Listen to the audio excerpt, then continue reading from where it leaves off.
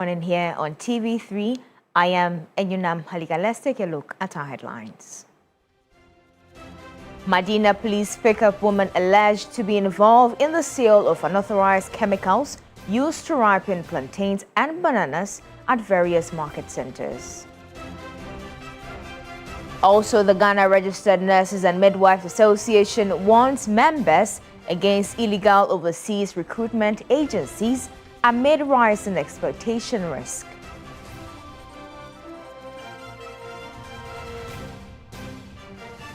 And much later, the minority accuses Gold Board of gross incompetence for what it says 22 billion cedis losses.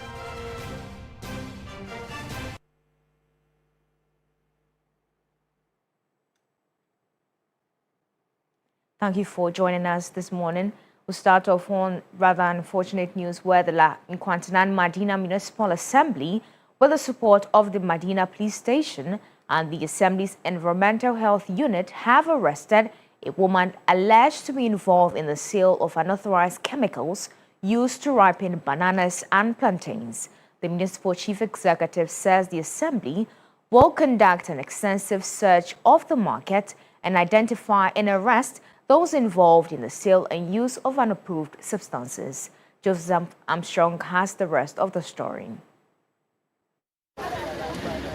On Wednesday, August 12th, the Medina Lankwantana Municipal Assembly engaged traders at the Medina market as part of efforts to identify and address their concerns.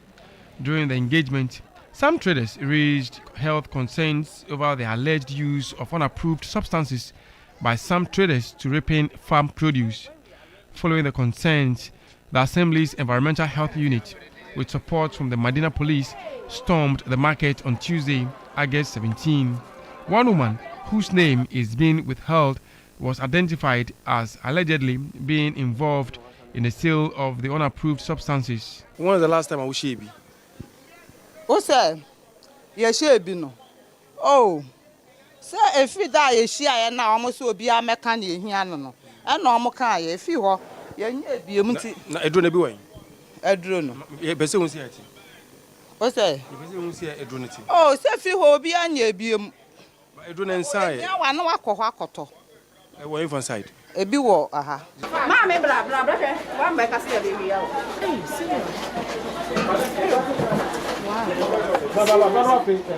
Earlier, we spoke with the woman who allegedly is involved in selling of these chemical in ripening plantain, and she denied.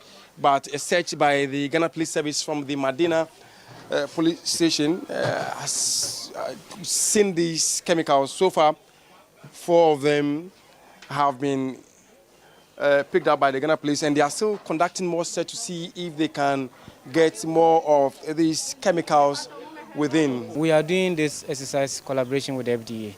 So they joined us last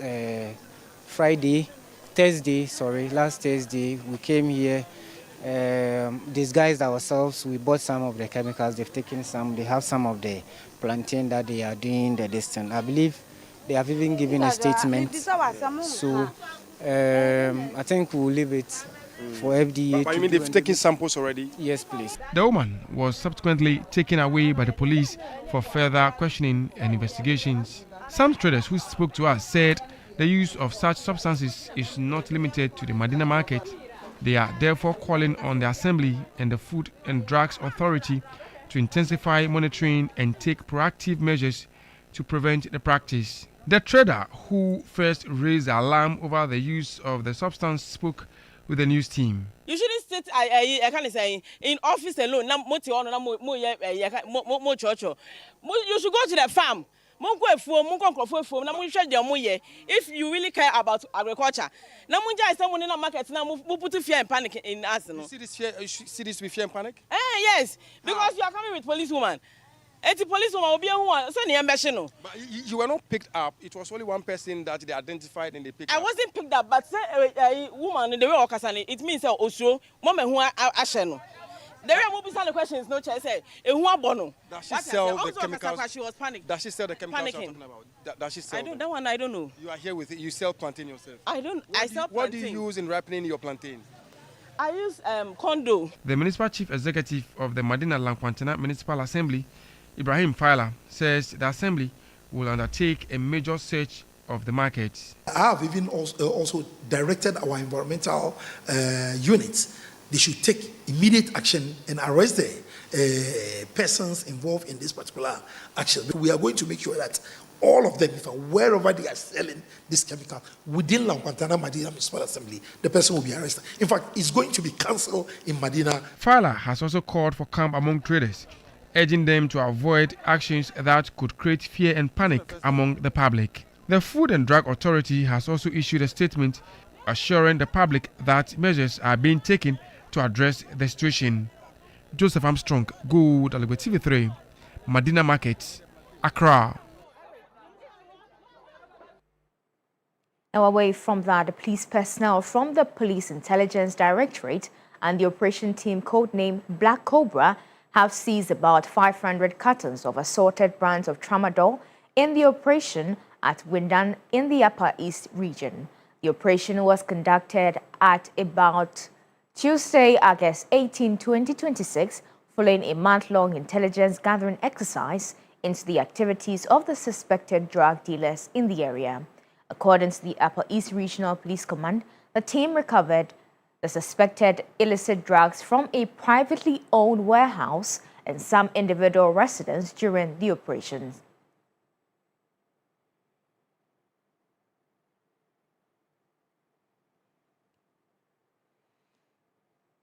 And we're going to the health sector, where the Ghana Registered Nurses and Midwives Association is warning its members against the use of illegal recruitment agencies to seek employment abroad.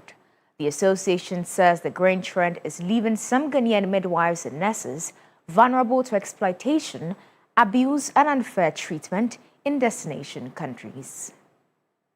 According to the Ghana Registered Nurses and Midwives Association, more nurses and midwives are leaving the country in search of better opportunities abroad. The numbers paint a worrying picture. In 2025, more than 10,000 Ghanaian nurses and midwives reportedly immigrated. And the association says the exodus continues, with between 200 and 400 nurses and midwives leaving the country every month. So far, in 2026, between January and August, about 1,000 nurses and midwives have already immigrated. But while they live in search of better opportunities, those who remain behind are carrying an increasingly heavy burden. With fewer hands available in hospitals and health facilities, the workload and pressure on the existing workforce continue to rise. President of the Ghana Registered Nurses and Midwives Association, Perpetual Foriampofo, says the situation has become overwhelming. Larger side of the impact of migration on our health systems, we know what our colleagues are facing. The workload is increasing. They are getting burnt out. Burnt out, you may not even know that you are burning out, but the way you approach issues, the way you are able to think through issues becomes affected, and it does not augur well for the patients that we are taking care of. So it's important that our employer also looks at it. The Ministry of Health looks at getting more hands to come and help us in our work. The association is also raising concerns about bilateral agreements Ghana has signed with some foreign countries to facilitate the recruitment of health professionals. When the agreement is signed, unlike other countries that if you want to see the agreement, it is even online. When you type bilateral agreement between Philippines and the UK, bilateral agreement between UK and Kenya, or bilateral agreement between you will see it online. Ghana, you will ask and ask and ask. The agreement will not be given to you. Another concern is illegal recruitment, with some members using unlicensed recruitment agencies. And therefore, the caution to our nurses and midwives is that don't just run along with any agency that presents opportunity to you to go work abroad. You must run that agency with your professional organization. At least we have the links to verify if an agency is an authentic one or not. We can help you. Meanwhile, more than 80,000 nurses and midwives are currently awaiting posting, according to the association. It is therefore appealing to the Ministry of Finance to release the needed financial clearance to enable their deployment. Let's move on to some other stories now. As just weeks after some operators at the Laboma Beach were given a 21-day ultimatum to address structures within the Peshi Lagoon enclave. They now engage in government in a collaborative effort to restore the waterway. The intervention forms part of broader efforts to improve drainage and reduce the risk of flooding in Accra. When torrential rains battered part of Greater Accra in June, several communities were left submerged. The flooding renewed concerns about poor drainage, choked waterways, and development believed to be obstructing the natural flow of water. Attention later turned to the Peshi Lagoon at Laboma Beach, where authorities raised concerns about encroachment within the lagoon's buffer zone. On August 7, the Greater Accra Regional Security Council visited the area, marking some structures and issuing a 21-day ultimatum for the necessary action to be taken. Operators say they are working with government and other stakeholders to dredge sections of the Peshi Lagoon and improve the flow of water. I'm in the process of collaborating with the Assembly where we would have water flowing from beyond, and I keep saying from beyond the bridge, because you just pan your camera, you realize that the water is stagnant beyond the bridge. So if it's beyond, if the stagnation is beyond the bridge, it means the impediment is beyond. After all, there's never been a situation where the street over there or that bridge has experienced flooding. The dredging is expected to help clear accumulated silt and other materials that may be affecting the free flow of water through the lagoon and into the sea. But stakeholders say restoring the lagoon will require more than just dredging. They add it will depend on sustained maintenance, proper enforcement of building regulations, and collective commitment to protecting the waterway from further encroachment. What you're seeing here today is not just our effort. Yes, we are leading it, but it is a joint effort you're seeing. It's Laboma Beach and the government running this very exercise. What is needed is to get the water flowing so that we will not have a repeat of what we all experienced. And if indeed that has been achieved or that is being targeted, I don't see why the RCC would think of rescinding that very decision. And I'm sure they will take that into consideration. The fact that the job itself is on the waterway and the job is being executed. For now, attention is on clearing the lagoon, but protecting it from future encroachment will be crucial to reducing the risk of flooding. Now, the Fair Wages and Salaries Commission says it is prepared to address concerns raised by the Pre-Tertiary Teachers Union over their conditions of service. But the Commission wants the union to wait for the establishment of the Independent Public Monuments Commission, which it says will have to deal with a mandate with regards to issues relating to allowance. A report by Daniel Opoku. Response: the Fair Wages and Salaries Commission has urged the aggrieved unions to allow for the establishment of an independent public emoluments commission, which itself will be better positioned to address their concerns. The Chief Executive Officer of the Fair Wages and Salaries Commission, Dr. Smith Graham, says the proposed independent commission will have the mandate to resolve issues relating to allowances. So we've engaged them, but they don't seem to understand. They want us to review holistically, and they are the only group left. We've negotiated with every union. They are the only group left. So they are not happy with that decision. We will engage them again next week, and from there we'll know exactly what will happen. But the proposal has not gone down well with the teacher unions. For the Ghana National Association of Teachers, NAT, the uncertainty surrounding the proposed commission is also a major concern. Thomas Tankumusa is the General Secretary of NAT. Look, are we saying that the laws of Ghana, because the Independent Emolument Commission is coming, so all the laws of Ghana are not working? The Constitution, Article 24(3), that says that workers are unions are created to seek and protect the interests, the economic and social. In all those things are not working again, because a baby called Independent Emolument Commission is going to be born. No. The president of the National Association of Graduate Teachers, NAGRAT, Jacob Anaba, says the unions cannot suspend their demands while waiting for a commission whose establishment date is unknown. As we speak, we are not sure when this Independent Emolument Commission will come into force. So for how long are the teachers going to wait for our continuous professional development allowance to be paid, our digital allowance to be paid, and our deprived area allowance to be paid? These are three critical issues that we have agreed on. The unions insist they will maintain their September 7 deadline for industrial action unless concrete steps are taken to address their concerns.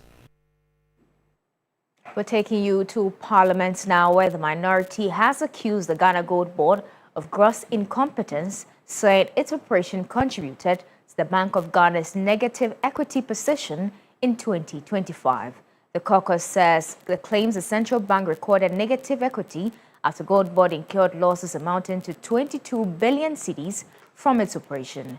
Minority leader Alexander Penyumarkin has called on Gold Board to account for the losses incurred through its gold trading operation instead of resorting to insults.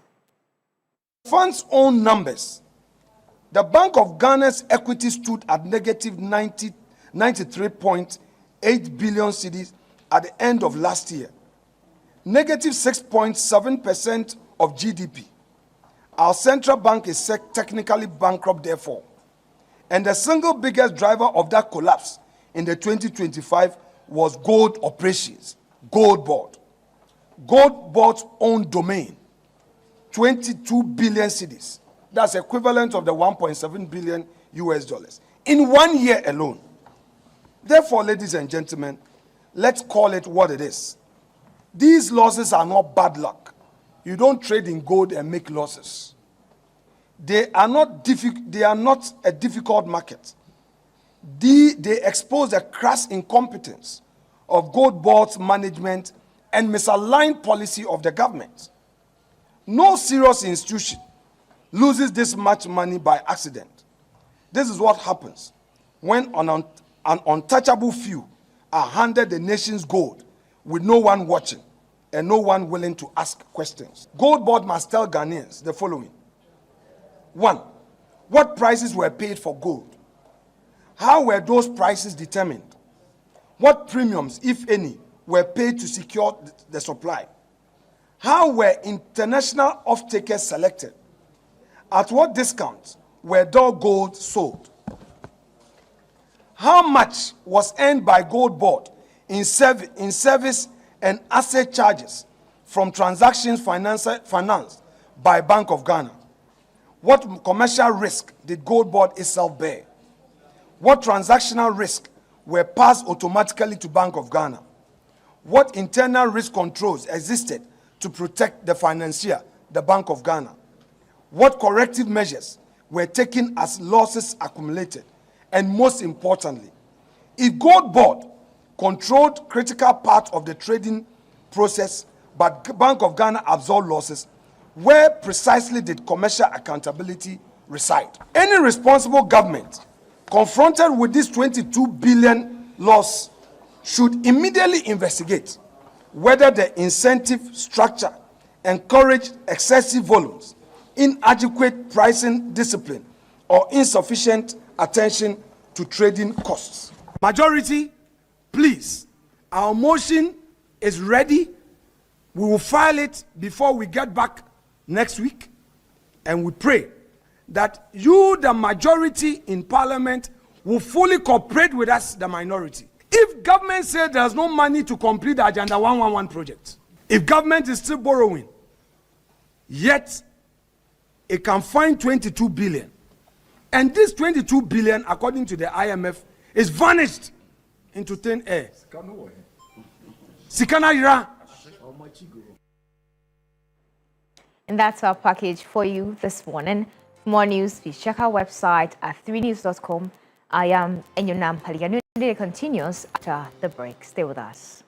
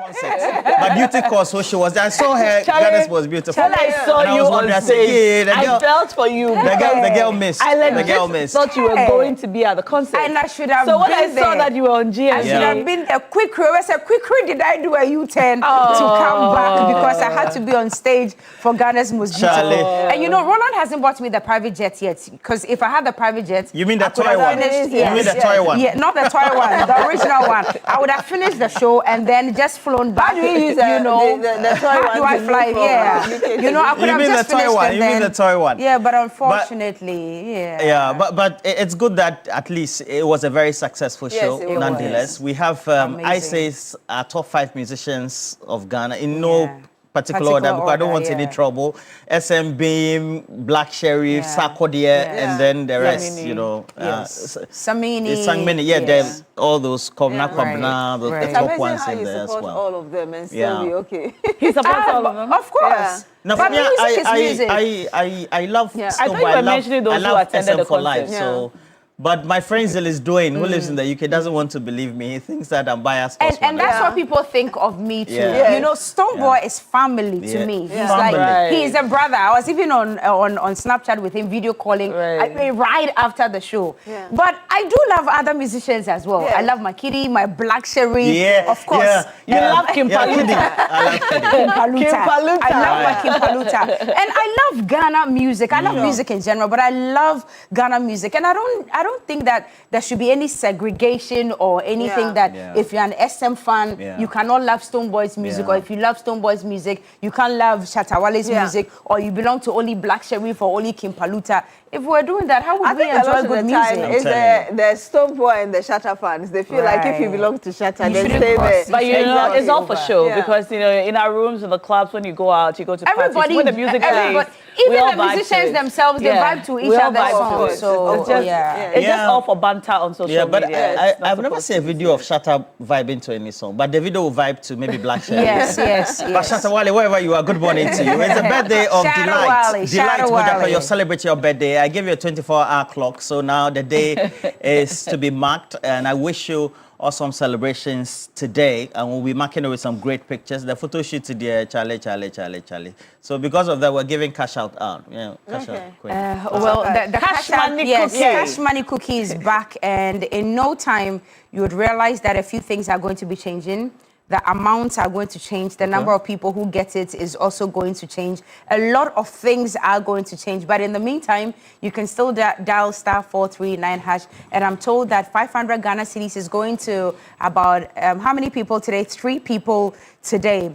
But now that Cash Money Cookie is back, be on the lookout for bigger and better amounts to a lot more people and a lot more engagements. Please be on the lookout for that one. I brought goodies with me, and I'll make sure that you get all of it. Now, Cash Money. Shami Filter. Shami Natural. This morning, I want to send a special shout out to you because I'm not seated close to you. Okay. You are amazing at what you do when it comes to theater. Thank you. Thank you so much for giving Esiedua that platform to shine. She has really shone. We are all very, very happy, and I am indebted to you. Oh, no. I'm super grateful to you. Thank you. Yeah. So now rang me up one day and said, listen, Cookie, I have this script, and I think that I want Esiedua to try her hands on it, but I need your permission. I need your blessing. Oh, wow. I was like, okay, go ahead. Let's see what happens. And now the rest is history. Yeah. Now he's an amazing human being. I love it. Yes. But me didn't chair mimba. Because I haven't been on stage in a very long time. And as a trained theater practitioner, the industry is missing your talent. I'm coming. You should come back on stage. I'll come. Ken Fiati, good morning to you. Ken Fiati has been on my tail. He's been calling me every day. Ken Fiati, I haven't heard anyone pronounce his name correctly in so long. Ken Fiati. So when you said Fiati, I was like, yeah, they will say the other way around. And it's too early for morning TV. We can't say it on TV. Yeah, we can't say it on TV. But the word catch me filter. Shami Natural. Yeah, Shami Natural. Well, so Godboard has been trending. And so we're not going to take pictures with the Goldbot CEO with filters, right? And the minority has been on the neck of the Goldbot CEO, that's Sami Jemfi, also a lawyer as well. And the main concern has been about Goldbot losses, and they say the attribution when it comes to what really should be inventoried should not be attributed or just, again, given to the Bank of Ghana, but rather these specific losses are due to the transactional cost, as well as other related losses by Gold Board itself. But we have a counter-argument also trumpeted by Gold Board and the CEO itself that said it's only trading the gold for the Bank of Ghana and then paid fees subsequently as a result of that. A lot of individuals, including those in academia, the analysts, etc., have weighed into the debate. So today we're going to have a squad to do justice to it. Zato will be in the studio. We have Solomon as well. Dr. Isa is also going to be in the studio. And then certainly we're going to have some great discussants this morning to also do justice to it, as Aaron Esidu Enchi also comes into the studio to also help us do the debate. But when you are thinking about gold, you're thinking about food, exactly, contamination and all just that. Before that, you know, there's a press conference today, right? Hosted by the Gold Board, and it's about the state of the Gold Board and the perils it poses to Ghana's economy. Yeah. So today we'll be listening to the minorities press conference. That was yesterday. That was yesterday. But today is the one by accountability series. Yes, the one by Gold Board today. So be on the lookout for that one. We'll bring you all the fallouts tomorrow. I'm sure later with the evening bulletins or even the afternoon bulletin, depending on how early it comes. We'll let you know what the fallout. And you know, I mean, I'm excited about the steps being taken by the FDA when it comes to the contamination of our foods, because I saw that video of the banana and the women talking about people using chemicals just to ripen the bananas or the plantains very early. I mean, beyond the natural period that is supposed to. And that's quite dangerous. I think before we came on air, I was telling you ladies about turkey berry, what you normally call abedru or konsusua. Exactly. I bought some and I was going to, because I use it for food a lot. And normally when I boil, the water is a lot, I drink it. It looked very funny. It was a green, some funny color. Okay. I kept the rest in the fridge. And when I woke up the next morning, it had turned purple. Purple. Wow. Purple. Yes. That's what she said. And I mean, it's the first time I've experienced that, because this is something abedru, which is supposed to be green. And you drank the stock. So the first one, I drank it. It was just a little, but I wasn't too sure, because I thought maybe because I just took it out, took it off the fire and stuff, and I left the rest thinking that I would take it the next day, and it had turned purple. Whoa. And it's the first time that it's happened to me. This is something that if you live in a place where the land is very fertile, it just, grows like that, and you just take it. And I've never experienced this. So I don't know whether it was how it was grown, or really they put some spray on it, and I think that is something that the FDA also needs to look at it. Turning something that normally when you take it off fire, the stalk, you get brownish green. Among all the arguments of contamination, abedru. Yes, abedru. Yes, abedru. Well, abedru. And I still have the you even drink the stalk. I drank a bit of it, and because it was a lot, I said I would take the next one the next day, and I'm happy that I didn't take all of it. I still have the raw one in the freezer. The rest of it, I'm not going to use it, but really, you know what they say when you go when you travel elsewhere to the West, among other things. One of the things that we pride ourselves of as Ghanaians is the fact that we have organic food. Yes. And our friends abroad will tell you don't know how blessed you are that you have so much organic food everywhere. That's true. And now in Ghana, we're told that some of the very common foods we eat are contaminated because between the farmers and the sellers, there's a use of chemicals to ripen the fruits, especially quickly, so that they are put on the market at a sooner time than they originally would have. And this now includes bananas. Now, I buy bananas all the time because I work out. Every day. So, so I eat bananas. I love my because bananas of the high energy that it gives you. Yes. Because I don't like to take pre-workouts and protein shakes and so on. Now, I always say I want to local. Yes. The local bananas, because there's the local bananas, and then they say foreign. Yes. All right. The yellow longer ones. The bigger ones. Now we're told that the bananas, some sellers have been found to use chemicals to ripen them. In fact, one person has been picked up, and the information is still trickling in as to what exactly is happening. But if you're watching us this morning and you buy fruits, vegetables, and now Beatrice is telling us about abedru. Which is one of the very commonest. it's so common and it grows by itself. Yes. And it really does not need any chemical support to grow. It just springs up. Even that now appears to have been affected by this canker. If you buy fruits and vegetables, and you heard the news story that we put out yesterday, we're going to bring it to you again. Let us hear from you. But before that, Beatrice, if you could just give us exactly what happened in the Madina Lankwantana Indeed, yes. Assembly. And the Municipal Assembly, of course, with support from the Food and Drugs Authority, has taken steps to ensure that they are able to deal with this very canker. And of course, it's also included the Madina Police and the Assembly's Environmental Health Unit. And they have arrested a woman, like you just said, alleged to be involved in the sale of unapproved chemicals used to ripen bananas and plantains. Now, the Municipal Chief Executive says that the Assembly will conduct an extensive search of the market to identify and arrest persons involved in the sale and use of unapproved substances. Let's watch this report sent in by our colleague Joseph Armstrong Gold Alogui.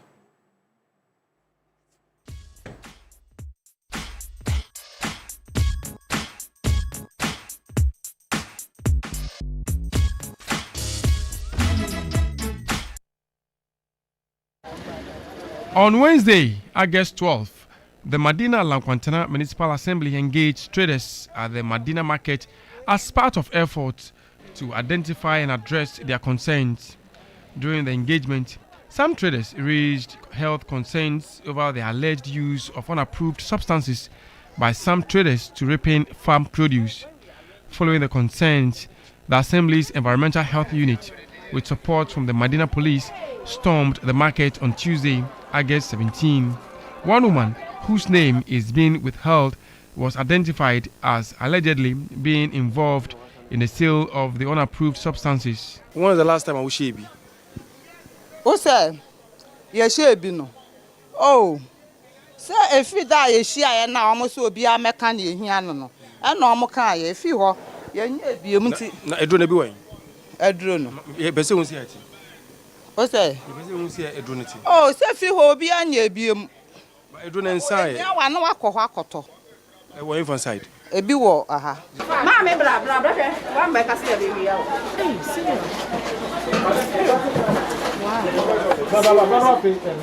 Earlier, we spoke with the woman who allegedly is involved in selling of these chemical in ripening plantain, and she denied. But a search by the Ghana Police Service from the Madina police station has seen these chemicals. So far, 4 of them have been picked up by the Ghana Police, and they are still conducting more search to see if they can get more of these chemicals within. We are doing this exercise collaboration with the FDA. So they joined us last Thursday. We came here, disguised ourselves. We bought some of the chemicals. They've taken some. They have some of the plantain that they are doing the distance. I believe they have even given a statement. So I think we'll leave it for FDA. But you mean they've taken samples already? Yes, please. The woman was subsequently taken away by the police for further questioning and investigations. Some traders who spoke to us said the use of such substances is not limited to the Madina market.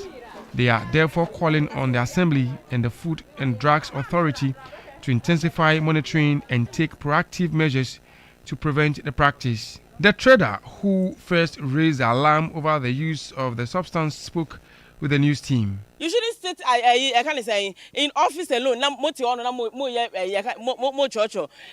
should go to the farm. If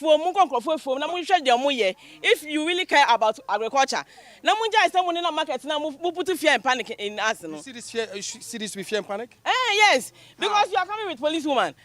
The policewoman will be one. But you were not picked up. It was only one person that they identified and they picked up. I wasn't picked up, but say woman in the way it means also mama who are asheno. There will be some questions, no chance. Say, does she sell the chemicals? She was panicking. Does she sell the chemicals you're talking about? Does she sell that one I don't know. You are here with it. You sell plantain yourself. I sell plantain. What do you use in ripening your plantain? I use condo. The Municipal Chief Executive of the Madina Lankwantana Municipal Assembly, Ibrahim Faila, says the Assembly will undertake a major search of the market. I have even also directed our environmental units.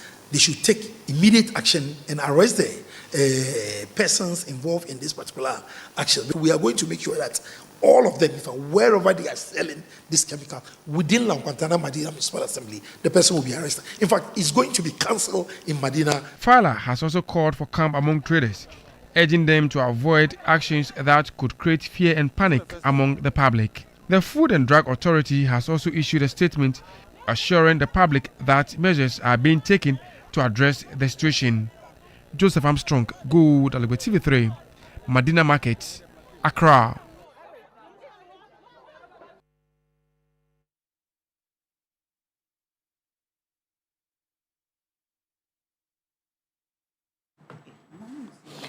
Welcome back. This is still TV3 Newday, and this morning, of course, I'm here with the Daughters of Glory Jesus, as Roland mentioned earlier. But yeah, seriously, we are discussing something which is very important to all of you, because you may think that you probably have the money and you can probably import food and all of that.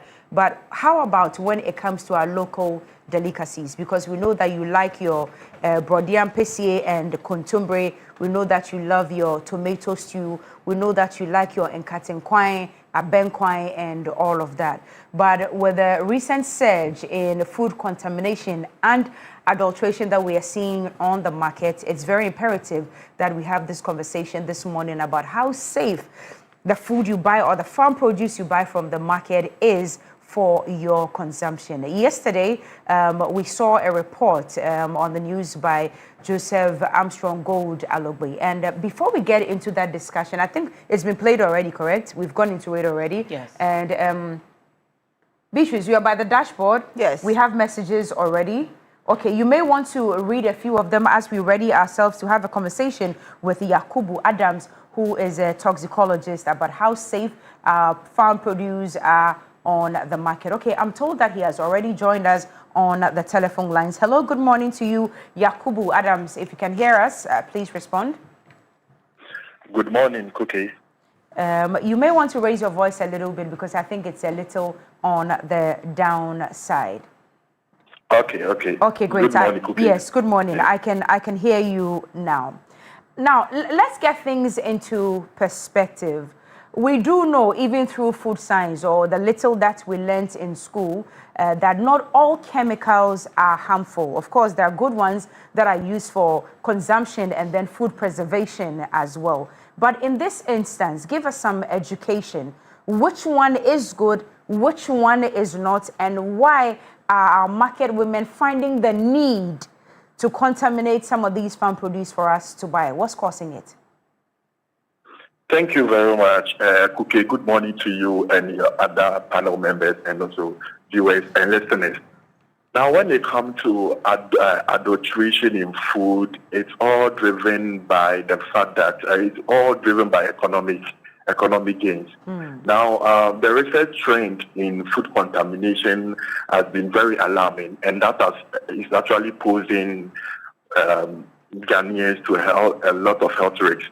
Now, limiting it down to the Etifon, the brand name Etimas, that was being used recently, or that is being trending recently, pertaining to ripening plantain.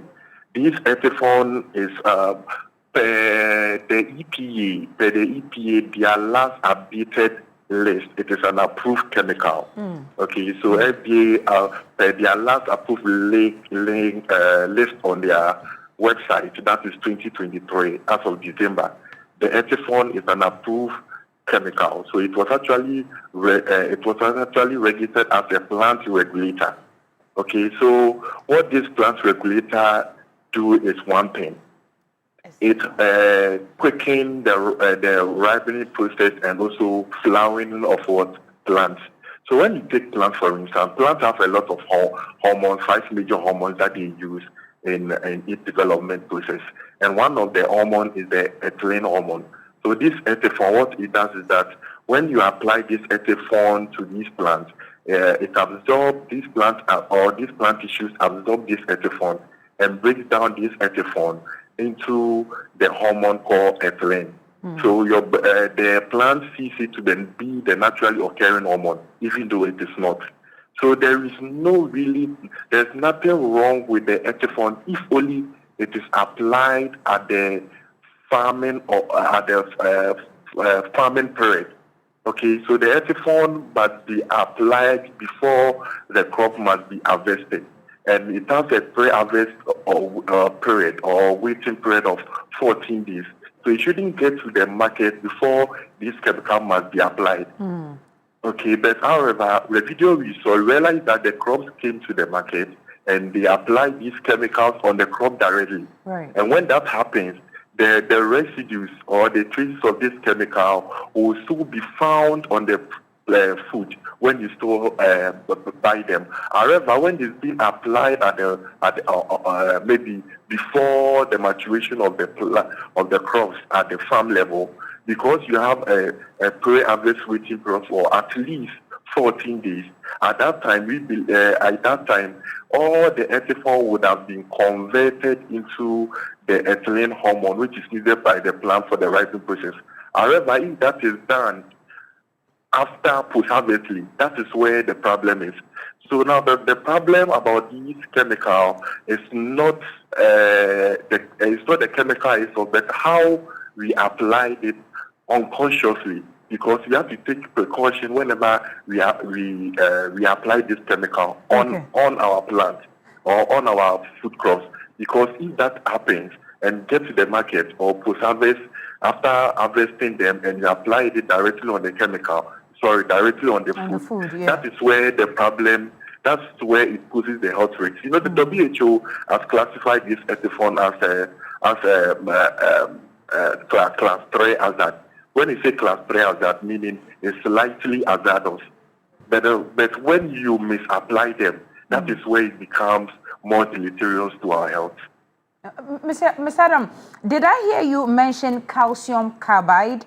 I'm not sure, but if you haven't, that is the term, or that's the phrase that's been going around when it comes to the chemicals that are being used. What is it, and at what point does it become harmful? Okay. So calcium carbide is also used in ripening process, and that one is different from Etifon. My conversation I had initially was limited to the Etifon because that was what was trending as of yesterday. Right. But let's talk about calcium carbide. Calcium carbide is not meant as a food preservative or as an addition to food to actually quicken the ripening process. For that one, it is made for welding and other industrial purposes. That is what calcium carbide is being meant for. However, traders have realized that this calcium carbide can be used in ripening process. So what they do is that they normally put this calcium carbide in papers or maybe in sacks and sprinkle water with it on it. After that, place them on the banana, and it brings about uniform ripening and the rest. And how does calcium carbide quicken the ripening process? If calcium carbide reacts with moisture, and when it reacts with moisture, it produces a chemical called acetylene. And this acetylene mimics the naturally occurring ripening hormone called the ethylene. So whenever this calcium carbide reacts with moisture, now it converts into what we call acetylene, and this acetylene mimics the naturally occurring ripening hormone. Now, the issue here is not even about the acetylene. The issue here is about the carbide itself, because the carbide does not come in 100% purity. It always comes with a contaminant, and some of these contaminants are arsenic, some of these contaminants are phosphine, some of these contaminants are lead and the cadmium. So in as much as the acetylene is being produced by the conversion of the calcium carbide into the acetylene, the problem here becomes the contaminant that comes to the industrial grade of the calcium carbide itself.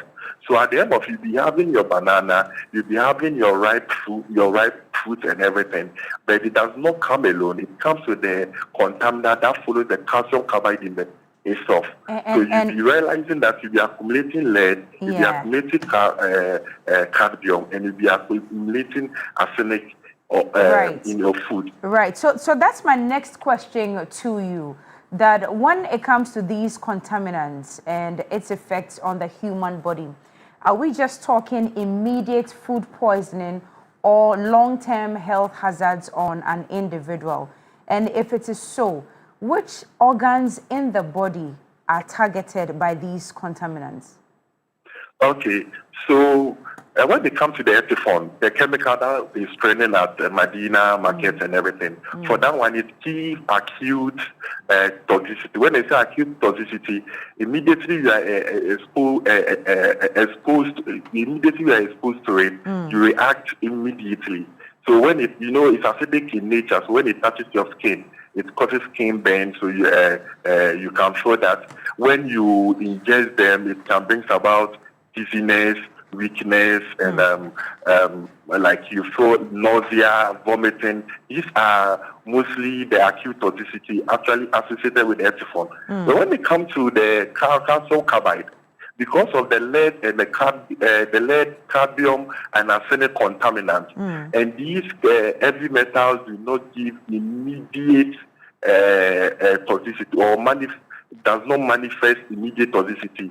So it may end up accumulating in your body. And as time goes on, that is where you are going to have a chronic effect. That's where you are going to have a long-term effect. And at that time, it will become too late. So what this happens is that when the lead gets into you, it has the ability to accumulate in your body. And so it gets to the level or the dose that is now ready to actually manifest clinically.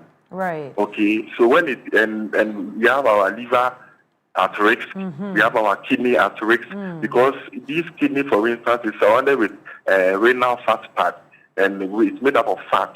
So this lead also was an lipophilic, meaning they can bind to these fat structures and stay in your body for long.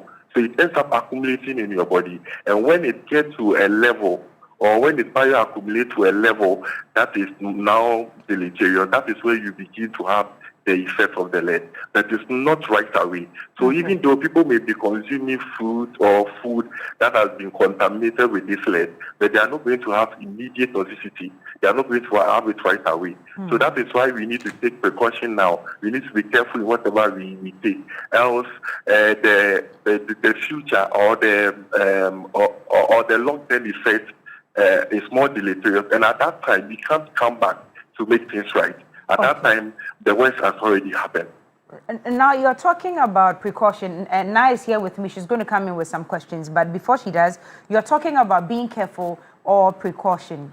Now, are there any physical signs you should look out for when you get onto the market to buy farm produce? In the instance of the banana and the plantain, sometimes it's really difficult to tell which one has been adulterated and which one is organic or natural.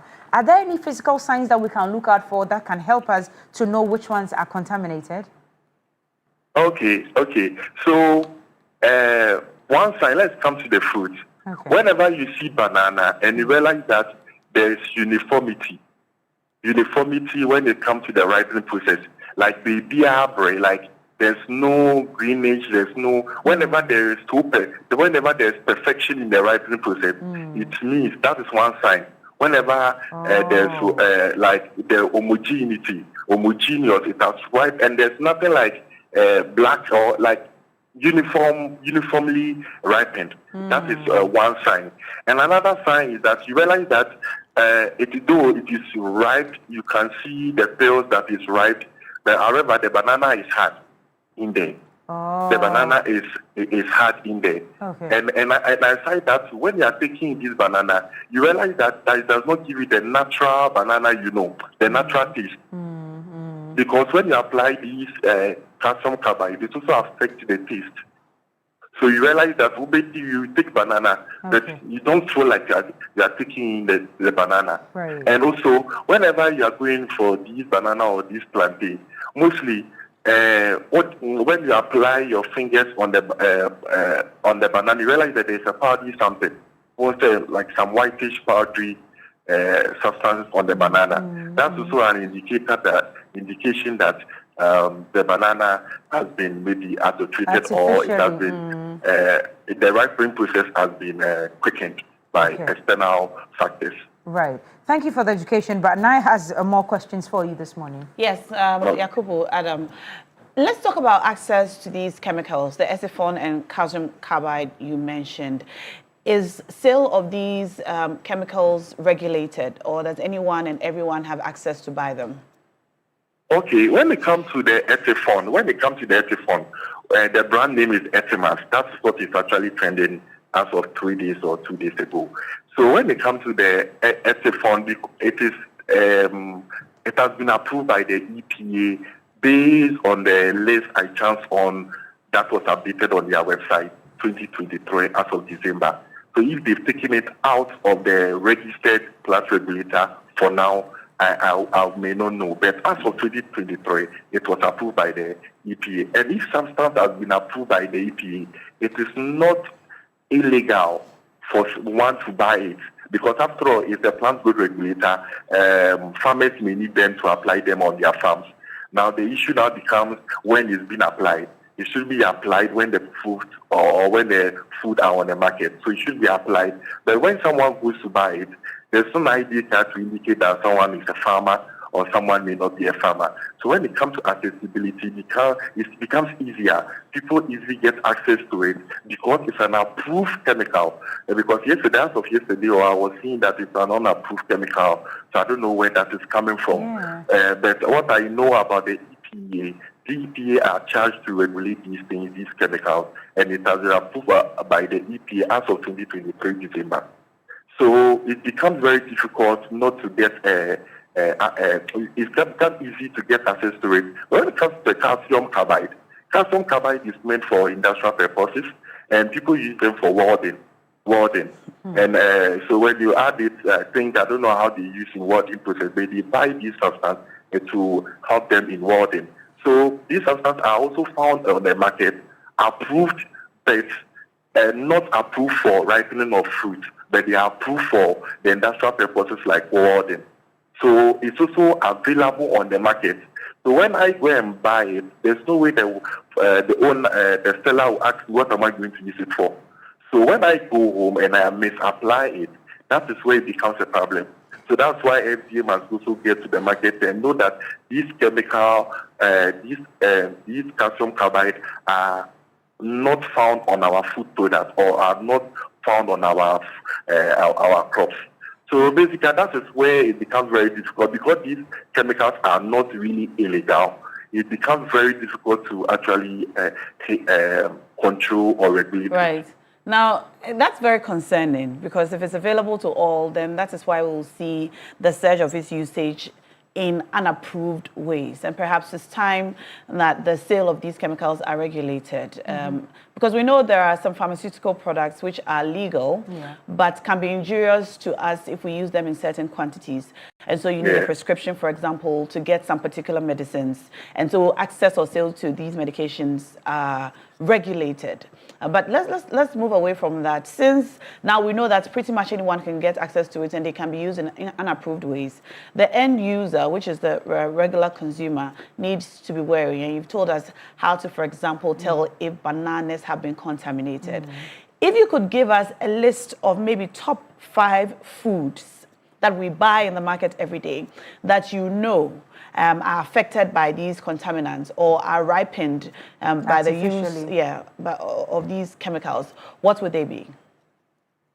Okay. Now, we are not in the mango season, but you realize that there are still mango available on the on the market. So you ask yourself, where is the mango coming from? How was the mango grown? How was the maturation process being done? How did it get to the market? And it can even be on the market for a very long time without even getting spoiled. So that's one indicator. Whenever the fruit, like we are not in the season of fruit, and you found that there's an abundance of these fruits on the market, that is an indicator that there is some adulteration. There's an adulteration somewhere. So when it comes to mango, mostly during the off seasons, and you see a lot of mangoes on our market, that is one of the fruits you can predict or conveniently or 100% predict that it has been adulterated or these chemicals have been used.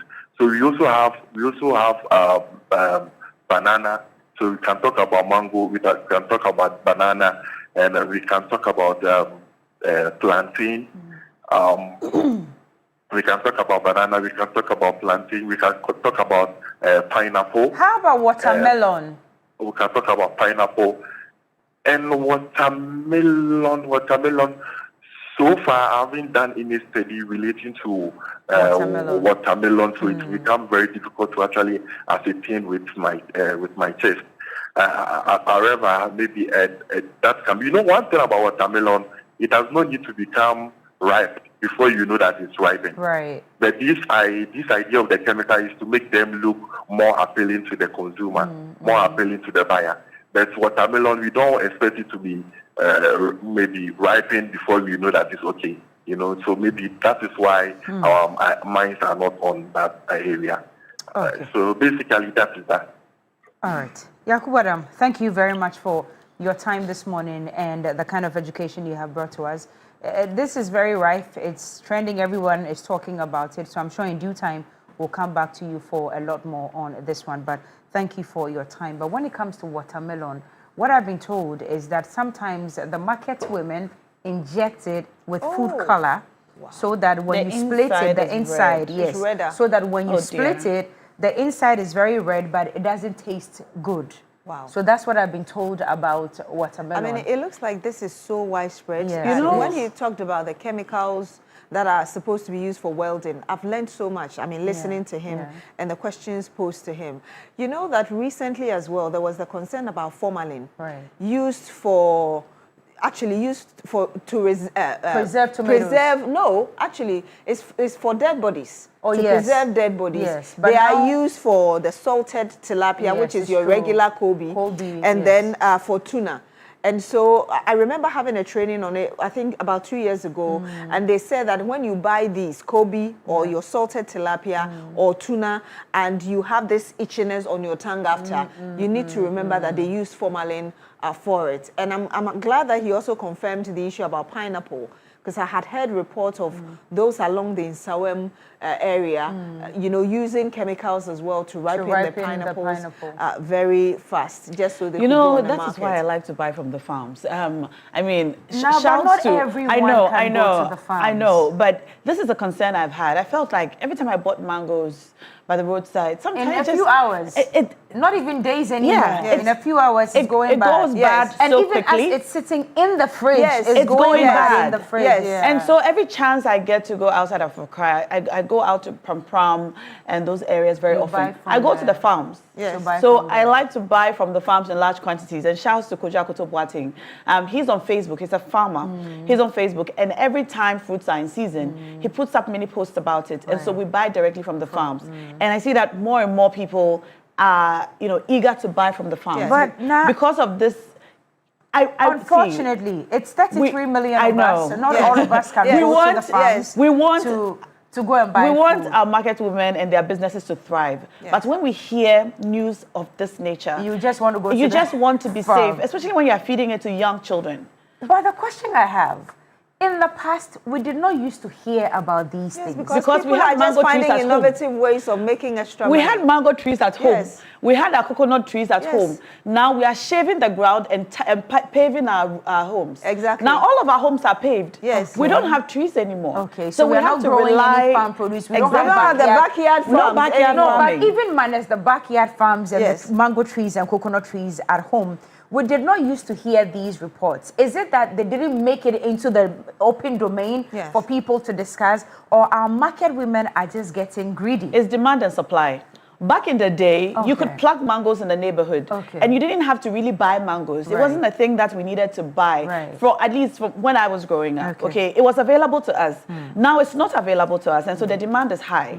And so on the supply end, they need to make it available to you somehow. But who's teaching these market women how to use, what these chemicals are and even how to use them? How do they know that they can artificially ripen our farm produce with all these chemicals? So like who's you say, them? Who's regulating? Exactly, who's regulating? So like Adams was telling us, it is legal to use them at a certain phase of the production process, of the farming process. So they are aware of what it can do.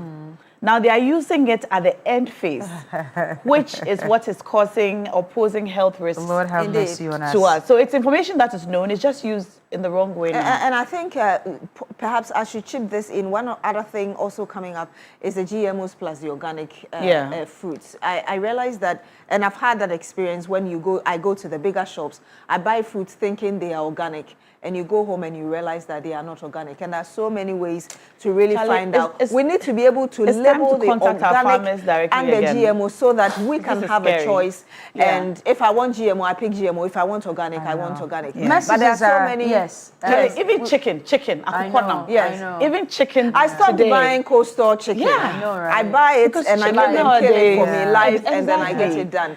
Or like the last time we talked about the national service one. So so many of you have sent in messages. Even here, privately, Peter T and everyone is sending in messages. Yes, I have some on my phone as well. But let's go through very quickly what we have on the dashboard.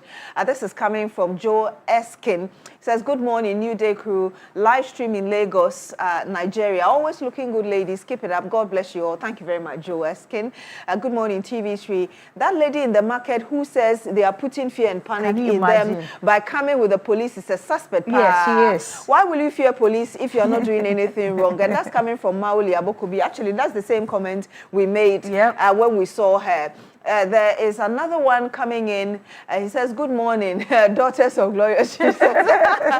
Please, we should also be careful when buying red fish in traffic in town. That is true. You know, they use... Is that red fish in traffic? Yes, they do. Yes. Especially in the Osu area. Yes. Yeah, on the Oxford Street. Yes, on the Oxford Street. It's in silver pans. Yes. And they are selling them. And some of them, and this is coming from people who train, or professionals, they use washing powder to wash the fish at sea before they come, just so that they can look fresh. Mercy. Says some people use sardine to make them look like it's fresh from the sea, but unwholesome, discarded from coast stores.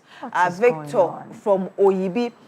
Prince Henry Koforidia says, in this country, we are our own enemies, so why should we force plantain and banana to ripe? Now, I fear to buy red oil from market women, all because of the fear that I'll be buying contaminated oil and not the organic red oil. Sad. Even in Tamale, Central Market, a lot is happening. Using of chemicals. You didn't add your name. This one says, Philip Abuchi from Keta says, good morning, TV3. In fact, I'm very surprised to see unapproved chemicals being used on bananas. This is totally unacceptable behavior.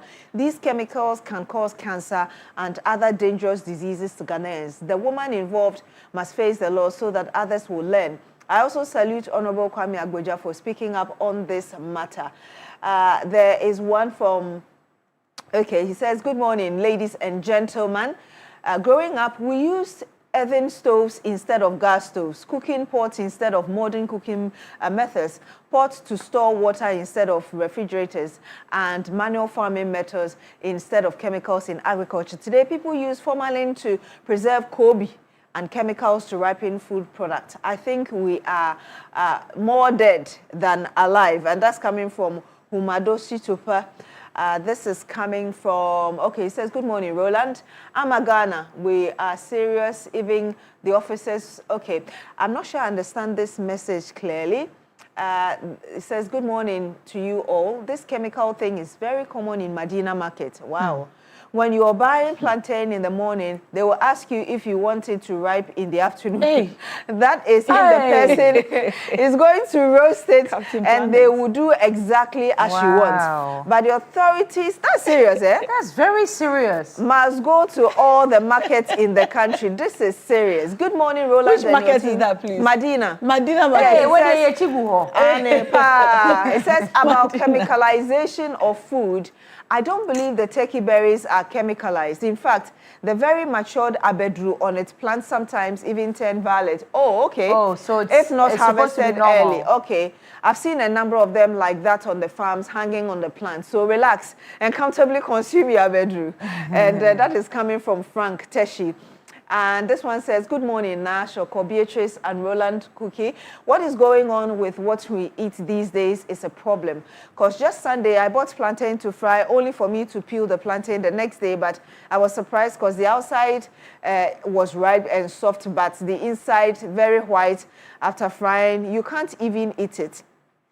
This one says, good morning, New Day team. I pray you get a wonderful day. Yesterday, I followed Beatrice on Agenda, and some of the explanations made me understand that many road accidents occur not just from the absence of street light or quality and infrastructure, but rather due to human attitude. If only signs, rules, and regulations attached to road safety were followed and respected by every driver, less accidents could occur. And that is coming from Mustafa Yamboni from Ouagadougou, Burkina Faso. Bonjour, mon frère. Et à votre famille. And this is from Bismarck Mensah. He says the FDA and relevant authorities should begin monitoring TikTokers who mix and sell unknown creams and body scrubs. Those two, yes. Some of these concoctions are alarming and potentially dangerous. Perhaps I can read the last one here. It says our agencies are just not helping us because I know of this practice since 2020-2021. Wow. So many messages. Really Peter T, unfortunately, we can't read yours, but he says he's also stopped buying foods on the market just because of these same challenges. It means that all of us will have to go to the farm like has been doing. I don't know how that will be and how easy that will be for the us. farmers are on Facebook. Okay, so we should buy from Look them. up Koja Kotopati. He's a farmer on Facebook. Okay. And when it's season for bananas, for mangoes, pineapples, etc., he comes and says, it's X season. I have this available. Call this number and buy. I mean, shouts to our market women. We don't want to spoil your business, but we're hearing now that you're using Esifon and was it calcium? Just stop. Please stop. Yes. Just stop. That's it. Yes. Yepamochowa. Just stop. Because it's posing health hazards to us. Yes. And you know, Cookie, new mothers nowadays are making their own fruit purees at home. Yeah. So instead of buying all these canned fruit purees, they're feeding it to babies. And you are using contaminated fruits to make them. It's not right. Yes, Remo Munjai. Yes, Remo. We are appealing to all of you. Munjai. It's inhuman.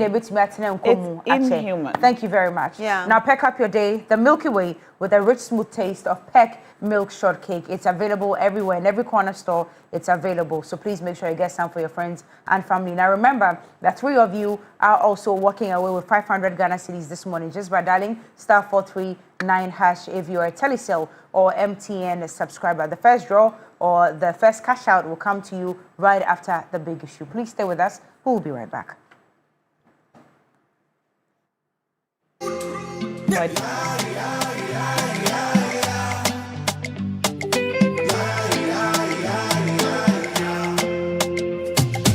Back then in J-Town, me had the hustle to find my lane. Grinding on the hustle, struggling to make and pay. Dream louder than the traffic where they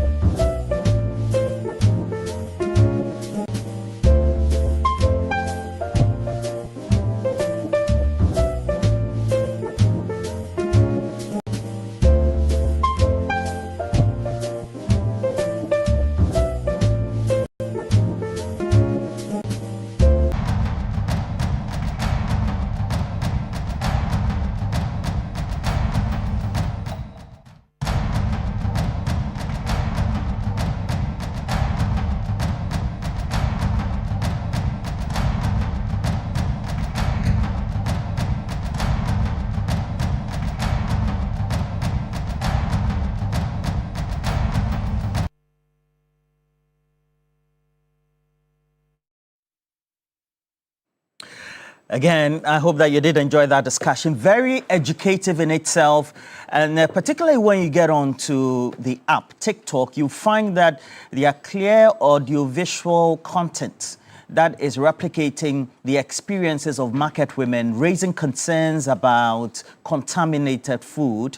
Contaminated food because, well, ordinary traders and those who tend to buy the product or the produce from the farm or marketing centers to the various markets where they are sold in cities, communities, villages, etc., are now trying to engineer their own ways by which our own foods, whether it's plantain, bananas, or other fruits, vegetables, and other edibles from farms are consumed or eaten by us as consumers. And this has raised concerns not only from the Food and Drugs Authority, but the traders or the market women or those who are in the trade themselves. And for consumers, unsuspectingly, it also means that you should be concerned. What you think you're eating wholesomely could be something that is very carcinogenic for your own body. And you know that when it comes to carcinogens, they are one of the leading causes of cancer in the world. And so it's a public health crisis in my estimation. Well, you can get more updates of this. TV3 Ghana is where we're streaming. And so I will encourage you. Let me say good morning to you, Edmond Combat of the Tema Oil Refinery, or the Managing Director, Alhaji Jibril of National Security, wishing you all the best for the day. Pai Fianco of Engineers and Planners. A great lady, beautiful and intelligent as well. Delight, when you celebrate your birthday. Happy birthday to you, Delight. It's from all your well wishes. Otelia, you live in Tamale as well.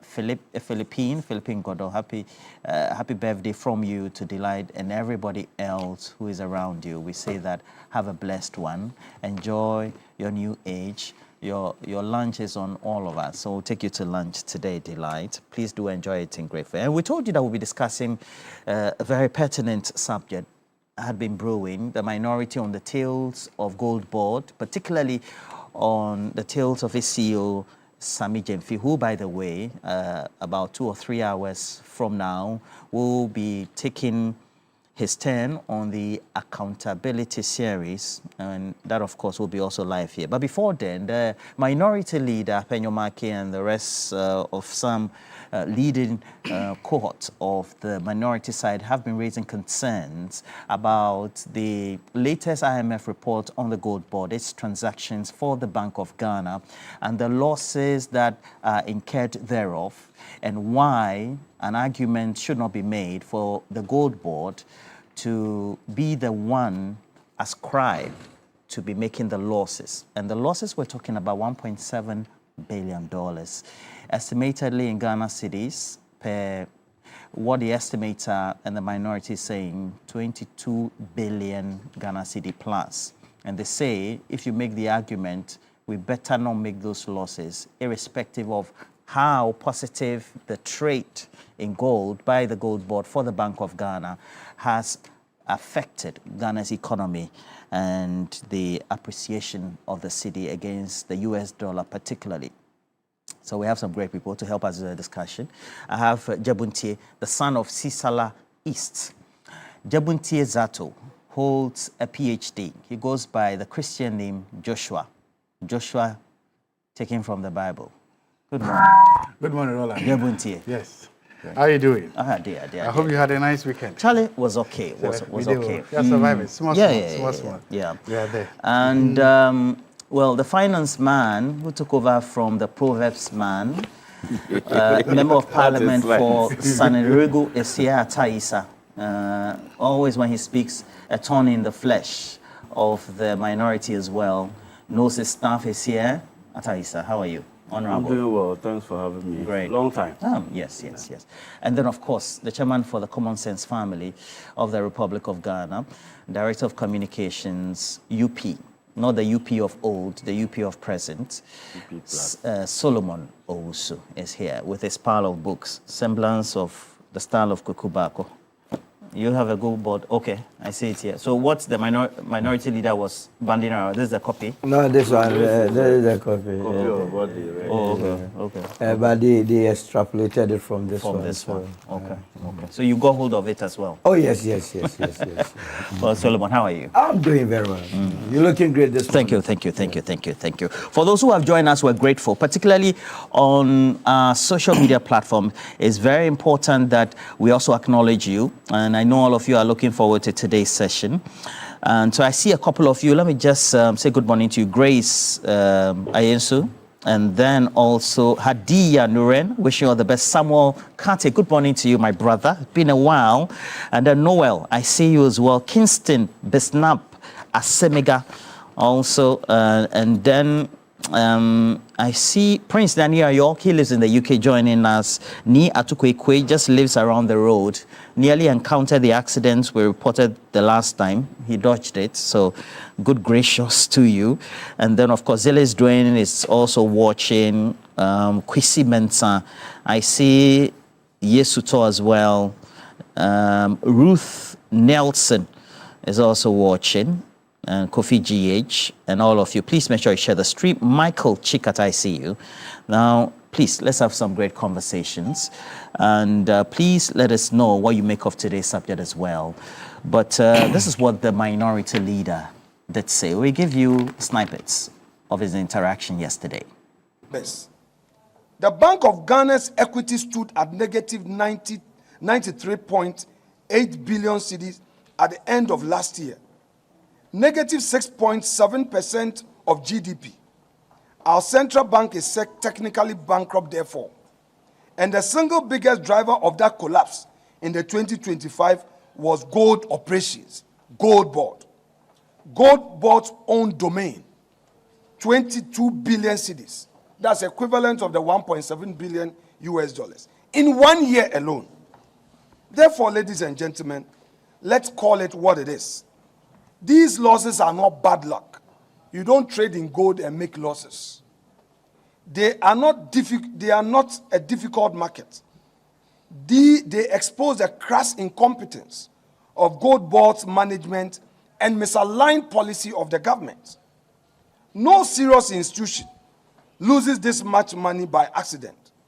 This is what happens when an untouchable few are handed the nation's gold with no one watching and no one willing to ask questions. Gold Board must tell Ghanaians the following. 1. What prices were paid for gold? How were those prices determined? What premiums, if any, were paid to secure the supply? How were international off-takers selected? At what discounts were their gold sold? How much was earned by Gold Board in service and asset charges from transactions financed by Bank of Ghana? What commercial risk did Gold Board itself bear? What transactional risk were passed automatically to Bank of Ghana? What internal risk controls existed to protect the financier, the Bank of Ghana? What corrective measures were taken as losses accumulated? Afenyo Markin is also a lawyer by profession, also a businessman. He is the minority leader speaking there, and he was surrounded by some leading members of the MPP and minority in Parliament. And their position has been a subject of debate over the last 12 hours. And focally speaking for them this morning is Aaron. Aaron Asiedu. Good morning to you, Aaron. How are you? Aaron Asiedu. You say your constituency is where? I'm from the Brim constituency. They'll be proud of you. Congratulations also for passing your bar exam.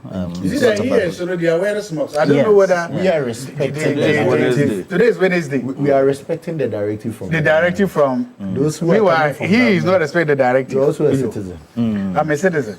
But they didn't give me smoke allowance. You cannot just put a directive that has financial implications without. But Aaron, if you look at the thrust of the argument of the MPP and then the minority, it's been subjected to a lot of criticism, but at the same time also accepted in some quarters. Would you say it holds water and has some credence, so to speak, more importantly, particularly looking at all the concerns that have been raised, but also the positives from the gold purchase program, so to speak? So first, let me say good morning to your viewers, and particularly those watching us from my beloved hometown of Equianse. Do you know Equianse? You keep mentioning, I don't know. You have to take me there. One particular This weekend. I should be there to have some engagement. Equianse. Yes, Equianse. It's 15 minutes off the Piputia Road, the bypass, if you are going to Kumase. So, Roland, I listened to the Honorable Afenyo Markin, and I've read the responses from the Gold Board CEO. But I want to establish this before we even zoom into the discussion. This document I hold over here is a constitution. Article 1+1 of the constitution says something very interesting. It says that sovereignty of Ghana resides in the people of Ghana, in whose name and for whose welfare the powers of government are to be exercised in the manner and within the limits laid down in this constitution. This constitution primarily does two things. It creates the state and it creates the arms of government. And in fact, it is a political document and it tells us how we should even be governed. I tell you, it creates the state. I'm making a point to even zoom into the main discussion for you to appreciate. Why is it relevant to that? Good, I'm coming. Now, you need people to govern. And it is the people's power that they've given to you. So on the first instance, when you are exercising the people's power and any of the people tend to ask you a question, it is incumbent on you that in all humility, you respond to that person with the greatest of respect to the person. This constitution establishes parliament, which my senior brother sitting here is a member over there. And so if he, as a member representing a constituency, asks a question, you don't insult the person. Look at the post of the Gold Board CEO. He called the minority leader a joke. He didn't start from there.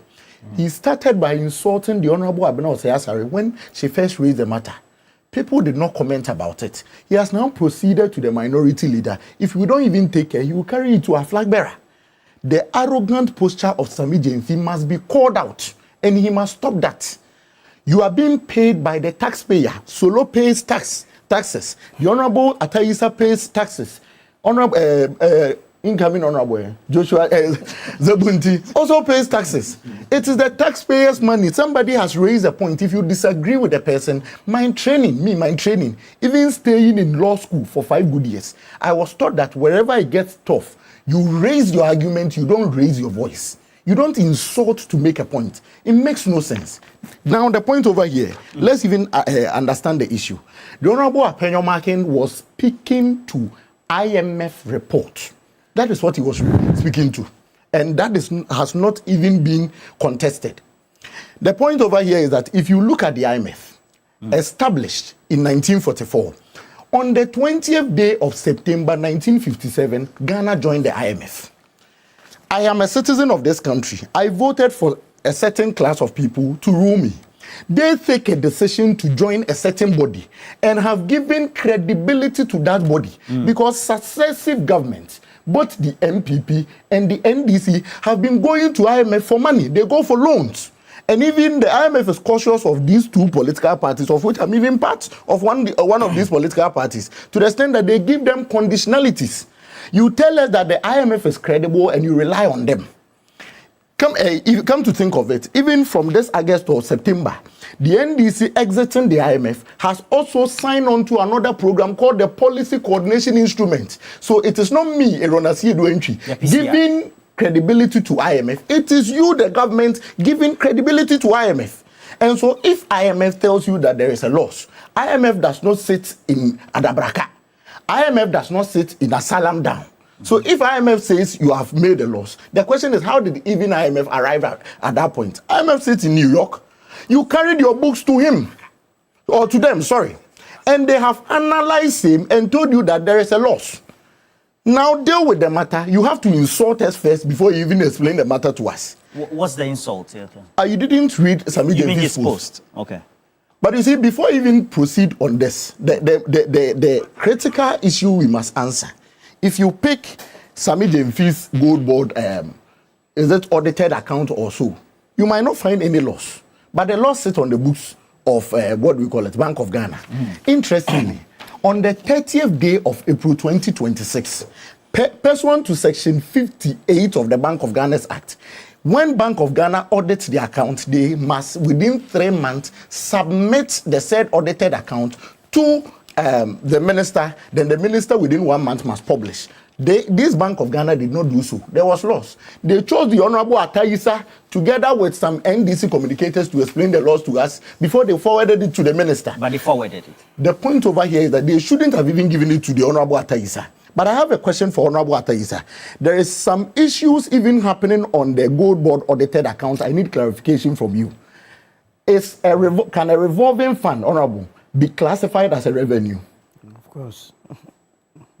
Honorable, I'm asking you a question. I'll answer when that's fine. If you respond, I have so many questions. The point over here is that there is a loss.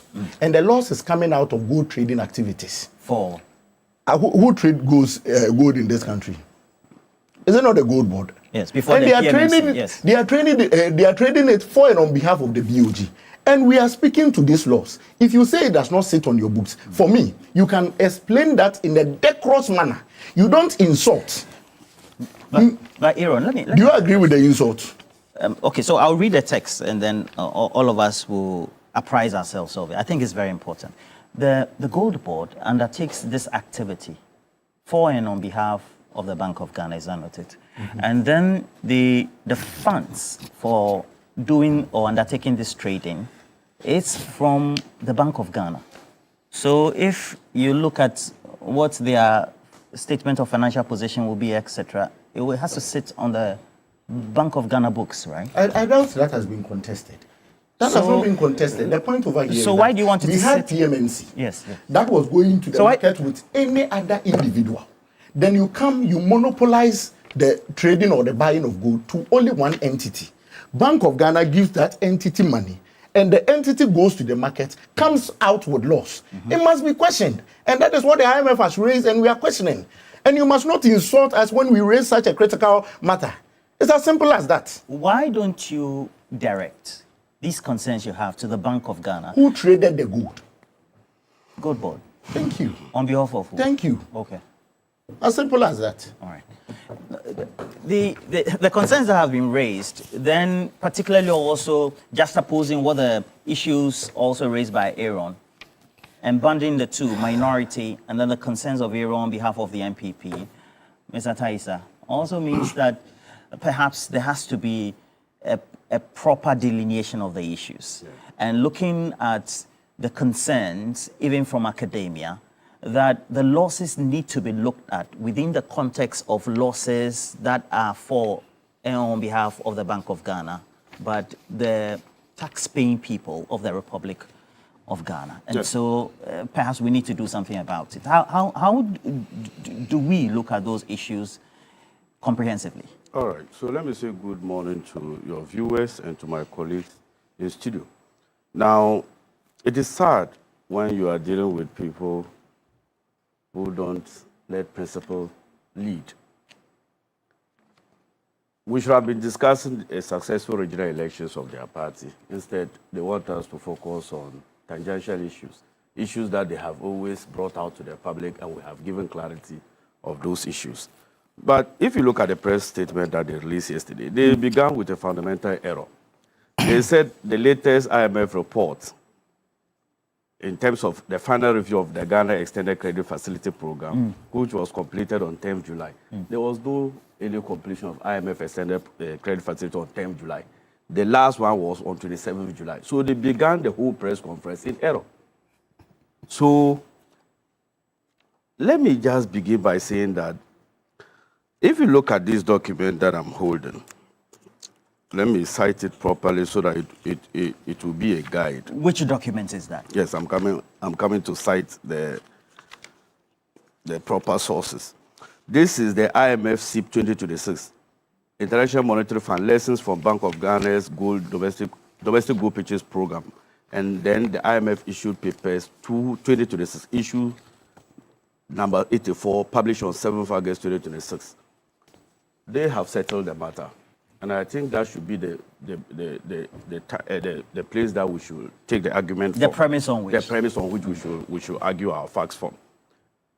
This is what the IMF had to say on the $1.67 billion. It states, the IMF approximately $1.67 billion estimate should, however, be understood in its proper context. It represents an analytical assessment of economic costs associated with the program and incorporates factors such as service and access costs, discounts, trading outcomes, and exchange differentials. It should therefore not be treated as equivalent to an audited corporate loss recorded by the Gold Board. The 2025 audited financial statement and the IMF selected issue analysis apply different measurements and reporting approaches. The audited financial statement reflects established accounting and financial reporting framework, whilst the IMF adopts a broader economic methodology.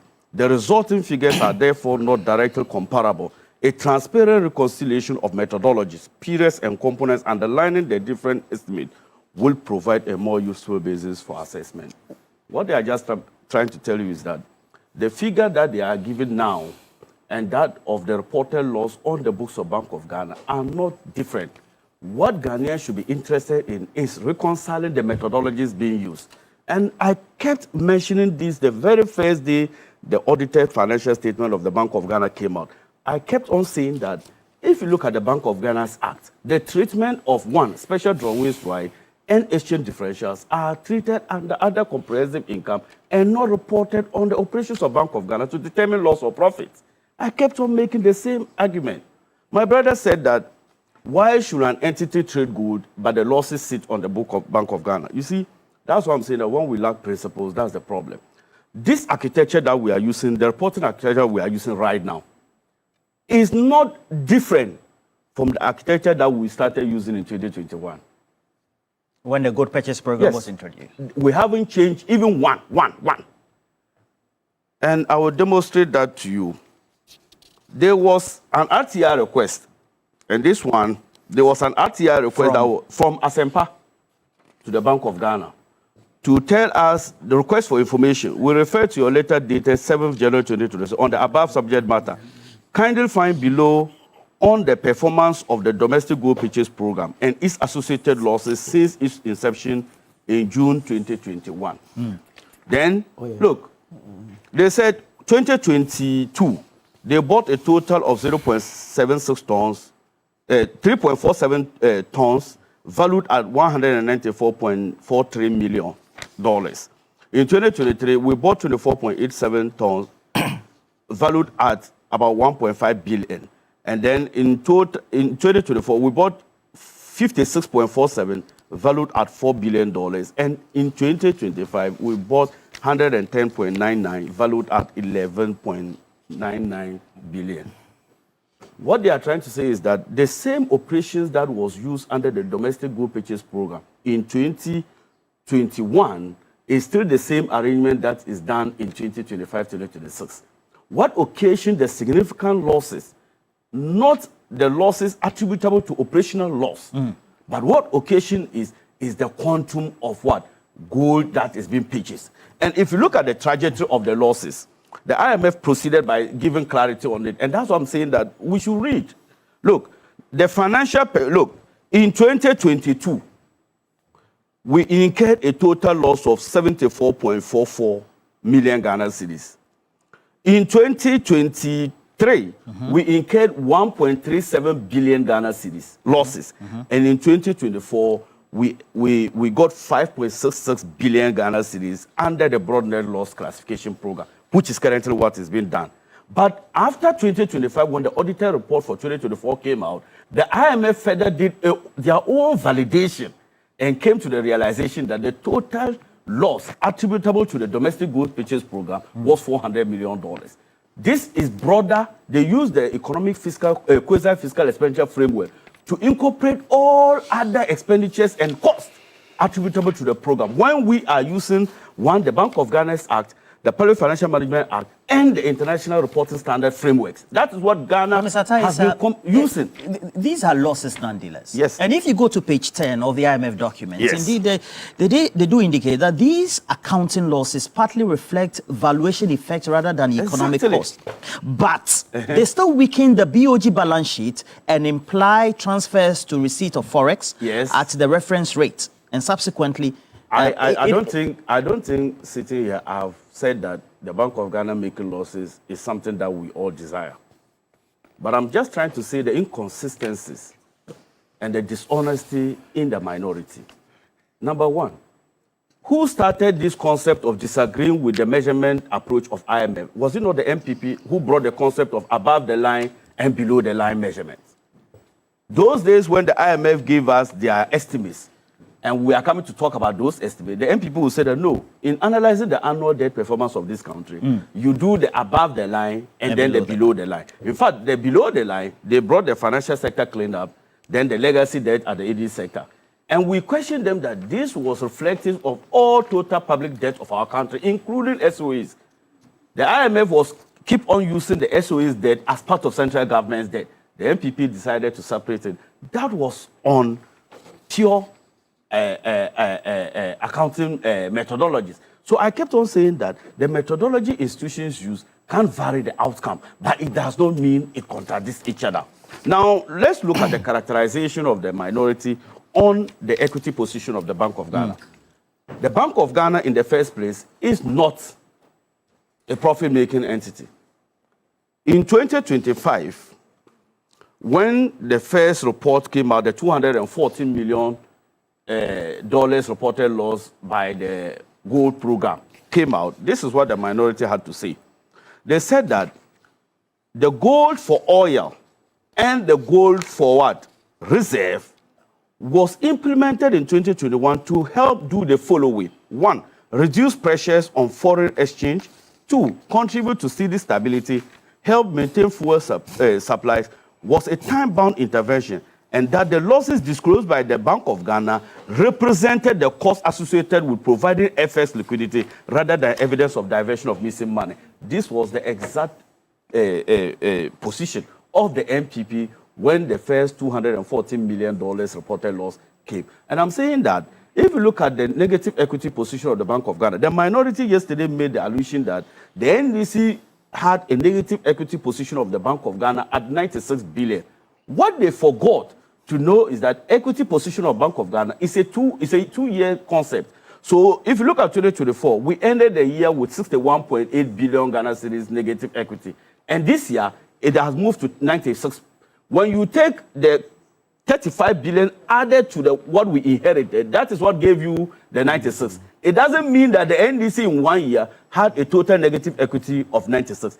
The 96 includes the 2025 of 35 billion and then the inherited one of 61.8 billion Ghana cedis. One thing that the minority does indicate, that the trading, and Aaron has also reiterated, the trading was done by the Gold Board. Yes. So why then don't you blame the Gold Board for it, to the point that they make a very conscious statement that the Auditor General might not have apprised itself of some of these losses by the Gold Board, and as a result of that, the Gold Board should be held responsible for some of these losses to the taxpayer? So let's look at the arrangement.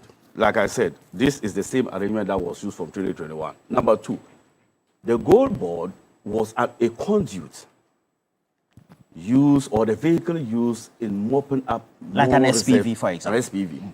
Now, the source of funding for the purchase of the domestic gold came from the Bank of Ghana. Now, when they traded it and get the FX, they brought it back to the Bank of Ghana for FX management. So they are attracted to a fee. So why do you put revenue and expenditure framework of central bank on the books of the Gold Board when they are only entitled to a fee? That is absurd. I give you money to go and purchase gold on my behalf. You purchase the gold, we sell the gold, I get my FX. Then I give you a fee. And you are now saying that I should put on all the exchange differential losses on the books of the Gold Board, when in fact the money that was used to purchase the gold did not come from Gold Board. So when you look at that analysis, it defeats logic. And I'm saying that this was the same arrangement that was used by the MPP. And I have the table in 1 minute. I have the table here that says timeline and institutional responsibility. Look, in June 2021, Bank of Ghana began the domestic gold purchase program and the gold for reserve framework. In 2022, the domestic gold purchase program scaled up during severe FX and reserve stress. And look at what they said about the relevance here. Loss exposure began before the gold board was established. In 2023, gold for oil operated alongside the gold for reserve. The Bank of Ghana was the financial and risk bearer. The Bank of Ghana has always been the risk bearer of this arrangement. It has not been a situation where PMMC was the one looking for money to purchase those things. At every time when we instituted this policy, the Bank of Ghana has always been the risk bearer. So your argument is that it's an inherited cost structure. That is what I'm saying. I'm saying that the NDC government has not changed one single architecture reporting methodology ever since the introduction of the domestic gold question. Now, you talk about a revolving fund. I ask you, can it be classified under revenue? No. Thank you. No. Thank you. That's all. But don't worry. I would explain why. Explain why. Don't worry. Okay, I have to go to Zato. So the 10. Please quickly do that. So just in a minute. My final point on this has to do with the fact that we must be principled. I don't disagree on the call for accountability. Frankly speaking, I don't disagree. But in calling for accountability, one must not seek to do always trying to play political mischief. Do you know, in summary, what I will say about this whole issue of gold board? I see it to be like an attack on a hen that lays a golden egg. An attack on a hen that lays a golden egg. What they seek to do is to always ridicule, poo-poo the effort being made by government in managing the FX well. And I read the MPP statement on why the domestic gold purchase program was introduced. Can you tell me, when you introduce a policy, it has policy objectives. Can you tell me when they implemented the gold for reserve and the gold for oil program, did it lead to one, CD depreciation or appreciation? Two, did it maintain fuel at export price? No. All the policies initiated from 2021 did not achieve the needed result. In 2025 alone, the CD appreciated by 42% against the US dollars and 30% against the pound sterling. And I'm saying that when you implement a policy in one single year and it gives you these measurable outcomes, on what grounds are you saying that that policy is a bad one? In London, look, how do you determine a loss? Even let's grant that the IMF said that we made a loss of $1.7 billion. Let's grant that. How do you get a loss when the total inflows accruing to that program resulted in $10 billion inflow in FX, and you net $1.7 billion operational loss? How do you describe that? It's still a loss anyway. But at what gain? For comparable figures, it's still a loss. Let's look You're at a finance man. No, and I'm saying that you don't do cost-benefit analysis like that. You don't take the cost whilst neglecting the benefit. What is the benefit that the IMF says the program has done? And that's where I will land my whole statement on what the government, the benefit that the government of Ghana has done using the domestic gold purchase program. One, the World Bank current country assessment records that strong gold export supported the 2025 current account surplus, increased reserve to more than 5.7 months of imports cover, and strengthened the cedi. The Ministry of Finance report gross reserve of about 13.8 billion United States dollars at the end of 2025, up from an equivalent of 4 months of imports cover in 2024.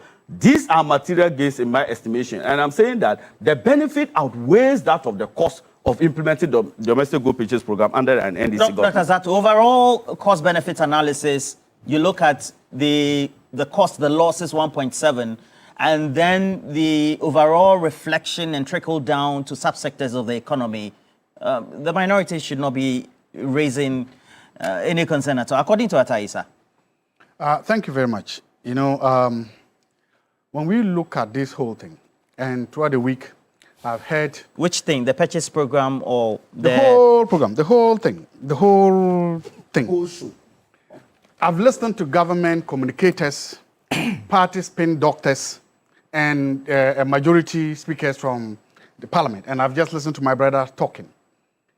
You can sum the whole thing to this. It's all lies, damn lies, and accounting gymnastics. The overall objective is to throw dust into the eyes of innocent Ghanaians. Why? To cover up for what is happening. At the end of the day, all laws be laws. Whether it is gold board or government laws, all laws be laws. This NDC government has defined laws as incompetence. They have argued that if you make a loss, you are incompetent and you are not fit for purpose. In September 2023, the NDC, together with the current finance minister and the current gold board CEO, marched to the Bank of Ghana. Do you know why they went there? They went there because the Bank of Ghana made a loss. Thank you. They marched to the Bank of Ghana because the Bank of Ghana made a loss. And they demanded that the governor of the Bank of Ghana and his two deputies should resign because they made a loss. Who told you that? I'm reading it online. Read it. You have it right. That they made a loss. They were incompetent because they made a loss. That they should resign. They should resign. Him and his two governors should resign because they made a loss of around 60 billion Ghana cedis. For which they had the security man come to take the petition. Thank you. No. It's okay. Security man, don't worry. I agree with that. Director of security. I agree with that. Today, the two who led that demonstration, the CEO of Gold Board and the Minister of Finance, those same people are now telling us that the same bank that has now made the $1.7 billion is okay. They deserve. So you're comparing 60 billion to the 1.7. I wish I could flow small. They are saying that today, forget about the fact that they made 1.7 billion. Forget about anything. Clap for them. Praise them. Sing their hosannas and hallelujahs. And the governor and his two deputies roll a red carpet for them. Let them celebrate. They have saved the economy. Oh, they say overall, yeah. I am saying, I want you to understand what they are trying to shove down our throats. I want you to understand the bull they are trying to sell to us. The same bank made a loss, clap for them. The same bank has made a loss again, praise them. No. What hypocrisy. Okay. And your point is a loss is a loss. What is a loss is a loss is a loss. So the question is, see, if you spoke to the Bank of Ghana in 2023, they too could make the same argument. They could tell you that loss, and by 2023, we're just coming out of COVID, where almost every central bank in the world made a loss. Almost every central bank in the world made a loss because you had to come with what? COVID was a force majeure. That means that banks had to find ways, new ways and means of responding to COVID. So almost every bank made a loss. You're just justifying that 60 billion loss, but you don't want them to justify this I'm making a point that, and that is why I'm saying lies, damn lies, and accounting gymnastics or hypocrisy. I'm saying that those who accuse the Bank of Ghana of incompetence when they made a loss should not be those saying that we should praise the Bank of Ghana today for the loss. Either you condemn both loss or you situate it and contextualize it to say that, yes, the banks made that loss because they were not created to make profit. I agree with that. That they made those losses because they were faced with different challenges. And in responding to those challenges, they made a loss. If you do that, I understand. If you understand, we will learn. If you do that, you are creating knowledge. If you don't do that, then you are being a liar and a hypocrite. That is the point I'm making. Really? Number one, yes, I'm being honest with you here. Okay. That's number one. Number two, people are forgetting about something. We are narrowly focusing on the financial or economic loss of this program. We are counting numbers and figures. Do you know what we've forgotten? Galamsey. Do you know what we are not counting? Our rivers are being poisoned. Our forests are being poisoned. We are dying slowly because of Galamsey. And the World Bank has told us that one of the biggest influences of this program is Galamsey. They have said that. Do you know why this government has adopted a very lackadaisical approach to Galamsey? It's because of this program. Do you know why the government ignores when they shot at soldiers and tried to kill soldiers here, they didn't do anything? It's because of this program. Do you know why right now there's Galamsey in front of a hospital, there's Galamsey in front of a police station, and government has done nothing? It's because of this program. Do you know why ministers, senior party officials, DCEs, MPs are involved in Galamsey? The government has done nothing. It's because of this program. So this program is the cause of Galamsey? It's because, no, it has given a new impetus to Galamsey. And it has but Galamsey was inherited. The report said that. The report said that if you look at the quantum increase, and I'm telling you that, the reason why CSOs, independent of everybody, is saying that We have lost, not that we are losing, we've lost the Galamsey fight, is because the government knows that it's the Galamsey that is feeding this program. And they don't give a damn about the consequences of Galamsey. The reason we are in this is because of, and that's the point I'm making. Everybody, aren't you skipping the... I'm not skipping. The subject matter of the overall... I am talking about the subject matter, exactly what you are doing. You see, my point is that... Dr. Zato, let me ask my question, unless maybe you want to ask your question. Yeah. So I'll ask the question and then you respond. Thank and you. That's one. Aren't you perhaps poo-pooing or perhaps also underwhelming and perhaps also not laying great emphasis on the fact that you look at the overall cost-benefit analysis, and for this, the gold purchase program, as a policy and its overall benefits, if you look at the cost benefits analysis, far outweighs what the arguments that you're making. You can make that argument. But I'm saying that when you're also making that argument, I'm saying that my second point is that we have ignored a cost-benefit analysis. And one of the costs is that we have ignored the Galamsey and the health of our rivers, our forests, cost to this program. Can you cost? By 2021, 2022, again, Galamsey was ongoing. I was still undertook the gold purchase program. Thank you, but the report says that it has what? Accelerated so much. Where did you say please allow him to make his point. It has said that. My point is that, have we put the financial cost on it? What is the cost on the cancers we are getting? What is the cost on the poison rivers? What is the cost on the forest? It has happened and it's happened. It has increased, exponentially increased. We are not costing those things. And as a country, we are selling our birthright. That is our rivers, our lakes, and our forests to eat today. We are doing what in the Lord's Prayer said, give us this day our daily bread. That's what we're doing. The give us this day our daily bread. Give us today. This is let's say, today. Give us today our daily bread. That is what we are doing. We have gold board. And this. What we are doing is that we are looking at creating fanciful economic figures. Oh, inflation is down. Interest rate is down, blah, blah. And whilst doing that, we are poisoning ourselves to death, we are poisoning our heritage. Unless and until we do this thing, one day, we will wake up and we'll realize that whatever financial or economic cost we get from this trading, it will come absolutely nowhere near the devastation we are dying.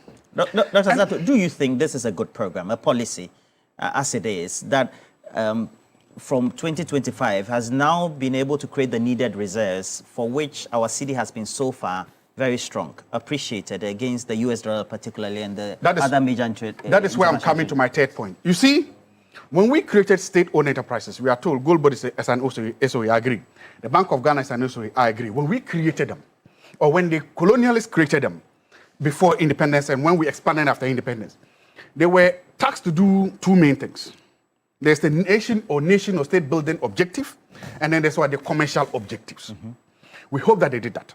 The theory and the literature on SOEs or parastatals, as you call it, or state agencies, I call it, is that when it comes to those that are engaged in utilities, the government expects at minimum cost recovery.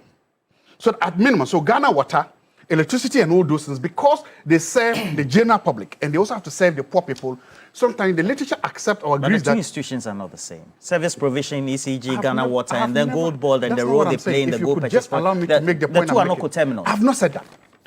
I've not said that, have I? Those are allowed. But then when it comes to what? Profit-making SOEs, that the literature actually calls for what we call full cost recovery and also what? To make profits.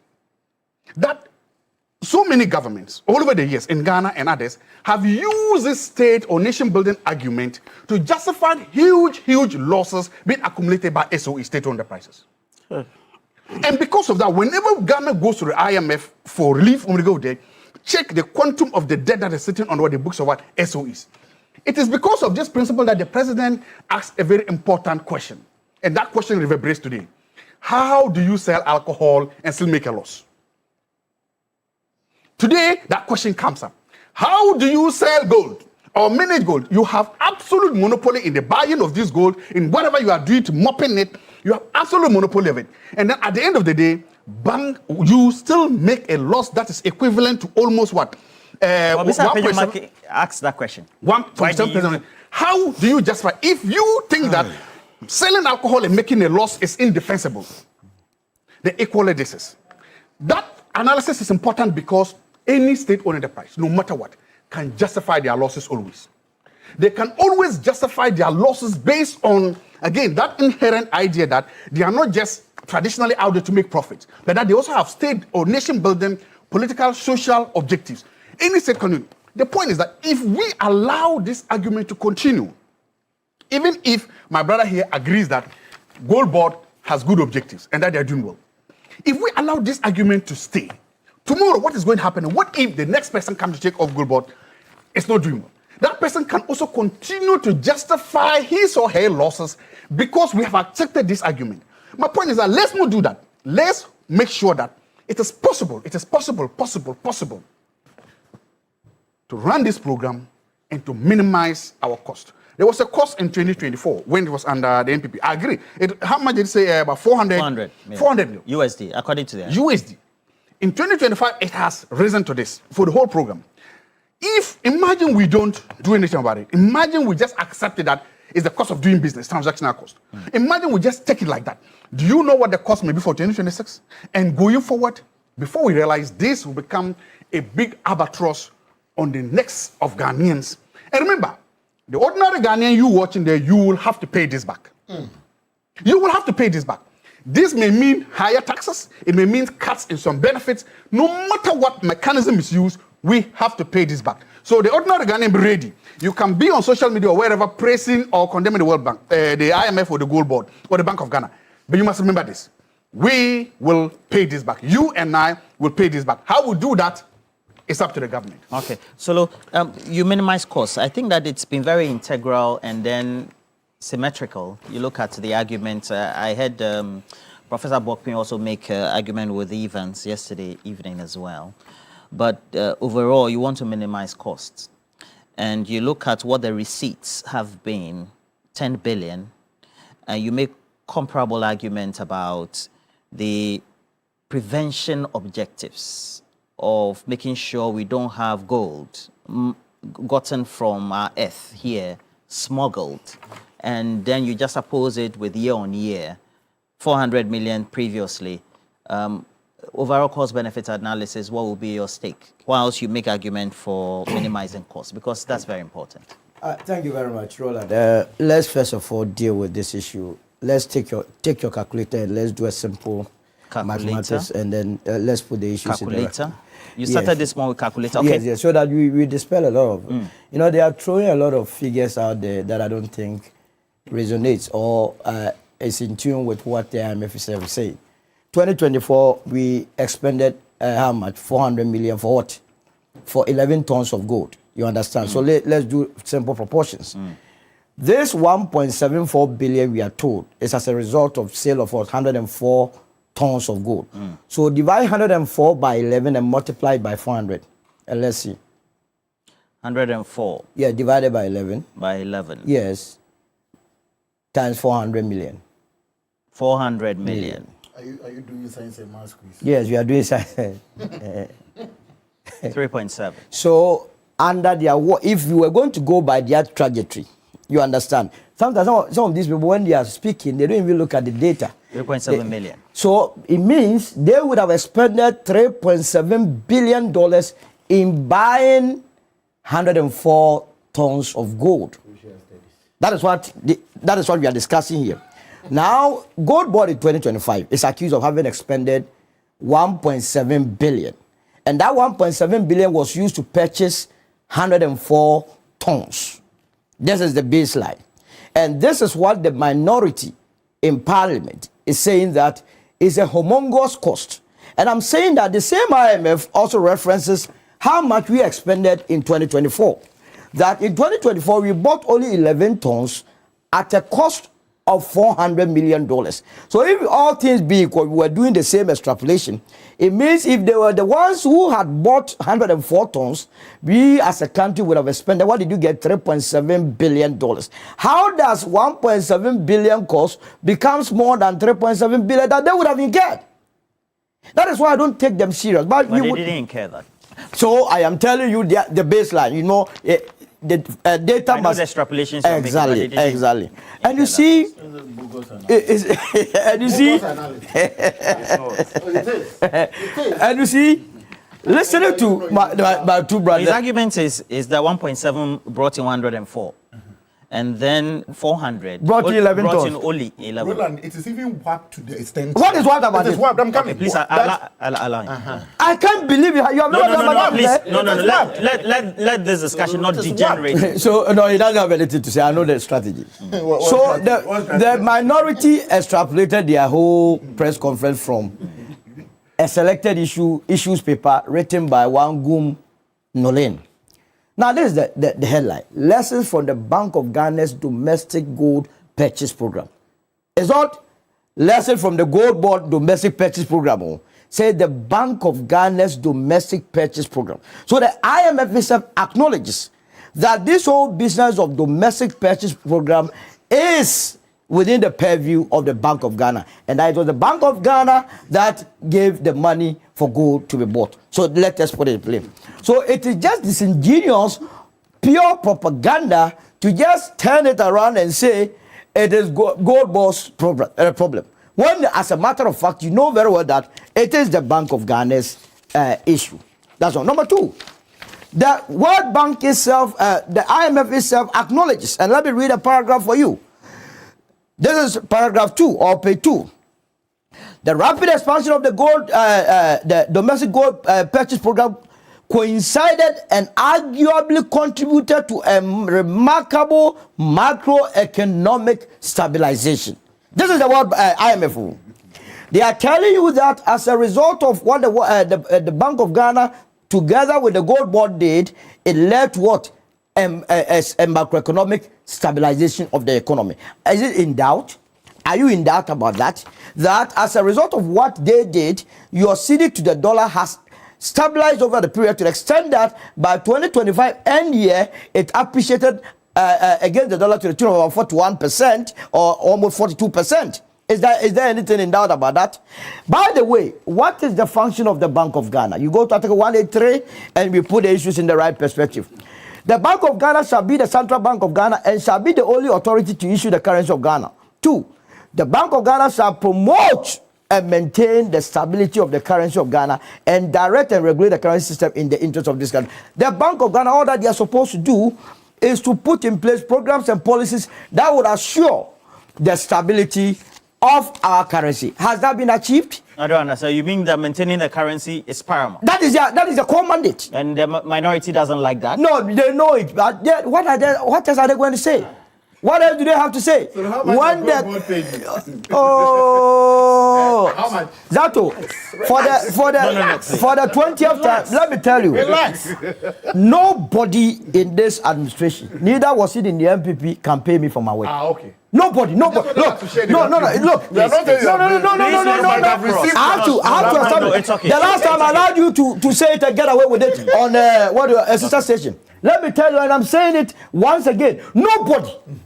Nobody within this administration, neither was it in your administration, can pay me. I can pay myself. For Christ's sake. That's all. You're my friend. Oh my goodness. My goodness. No. Seriously, I think that it is disrespectful and allow them.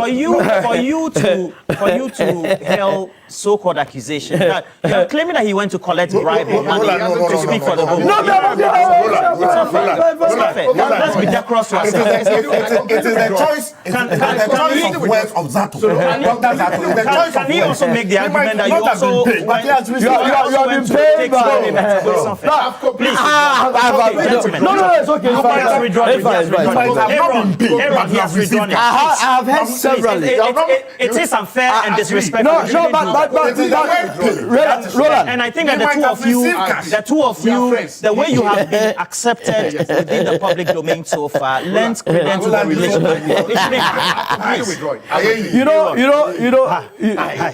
Roland, you know why they will conclude on that? Because it's not very easy for anybody to do this, what I'm doing, and do it on a pro bono. So you're saying you speak your mind? I speak my mind. Okay, please go There is nothing to gain from going to take money and say and speak say something that is not truthful.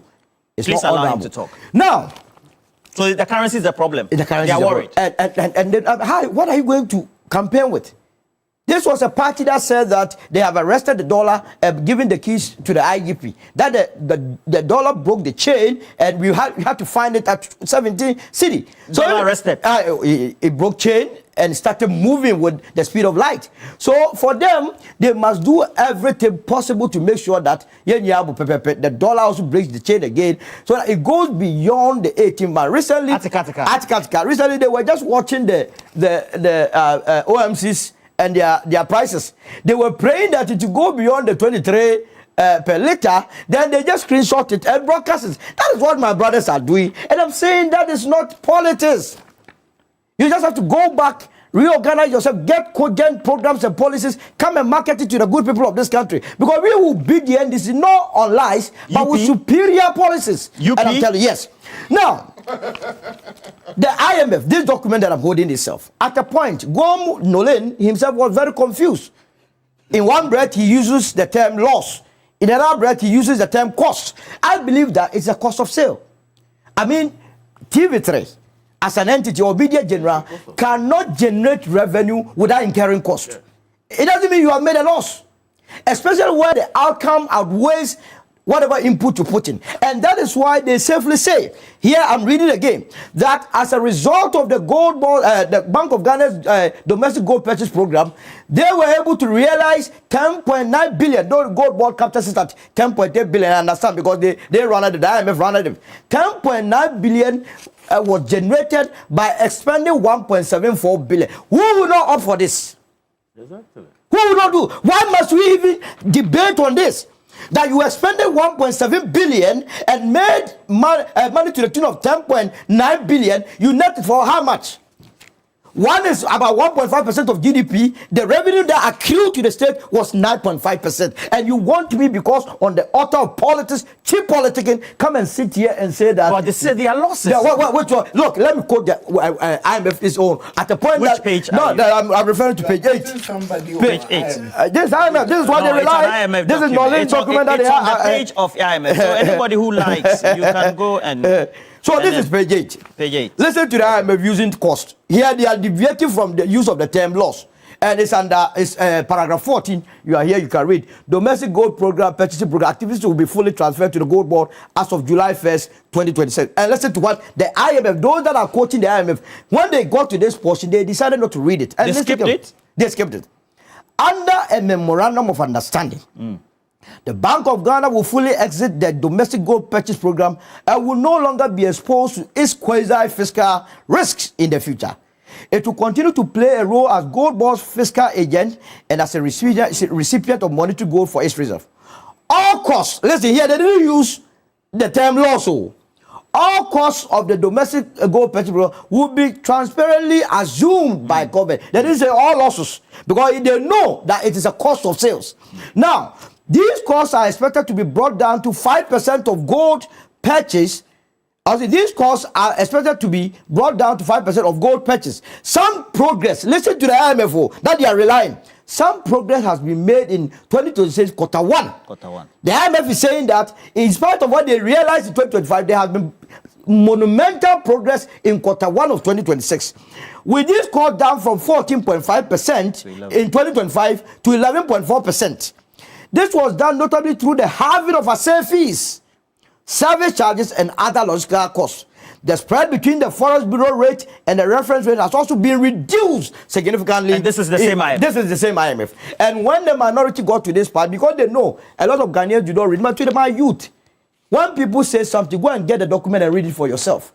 It doesn't take anything. And this is on the IMF page. On the IMF page. And this is supposed to be the selected issues paper that they reference, that indeed Ghana expended $1.7 billion in getting 10.8 and 4. And so you must go and change the gold board and go and change the Bank of Ghana. Why do you seem to make an overall commitment to this statement? That you look at the overall cost-benefit analysis. You say that a cost of 1.7, which of course, the IMF says could be improved, and this improving is better. And so we should continue on this policy path. Yes. the point is that the IMF recognizes, and I just read to you, that our economy has been stabilized largely because of the domestic gold purchase program.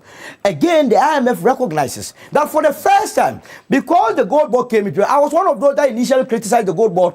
I thought that the PMMC was doing the same role that the gold board was going to do. And indeed, they are doing that, but they have brought some levels of vim and vigor into that sector. Vim and vigor. Vim and vigor, and they are doing something that is right. Because for the first time in the history of this country, do you know in 2025, small-scale miners overtook, in terms of volumes, gold production against the large-scale miners. And the IMF itself says, and listen to what they say, they are giving us a clue, and as a country, we must, as a matter of urgency, begin to know. They tell us, the IMF tells us that the large-scale miners or mining companies in this country does not contribute a farthing to our economy. And I want to get a relevant provision for you. Maybe your time will not allow, but I'll ask, I'm going through.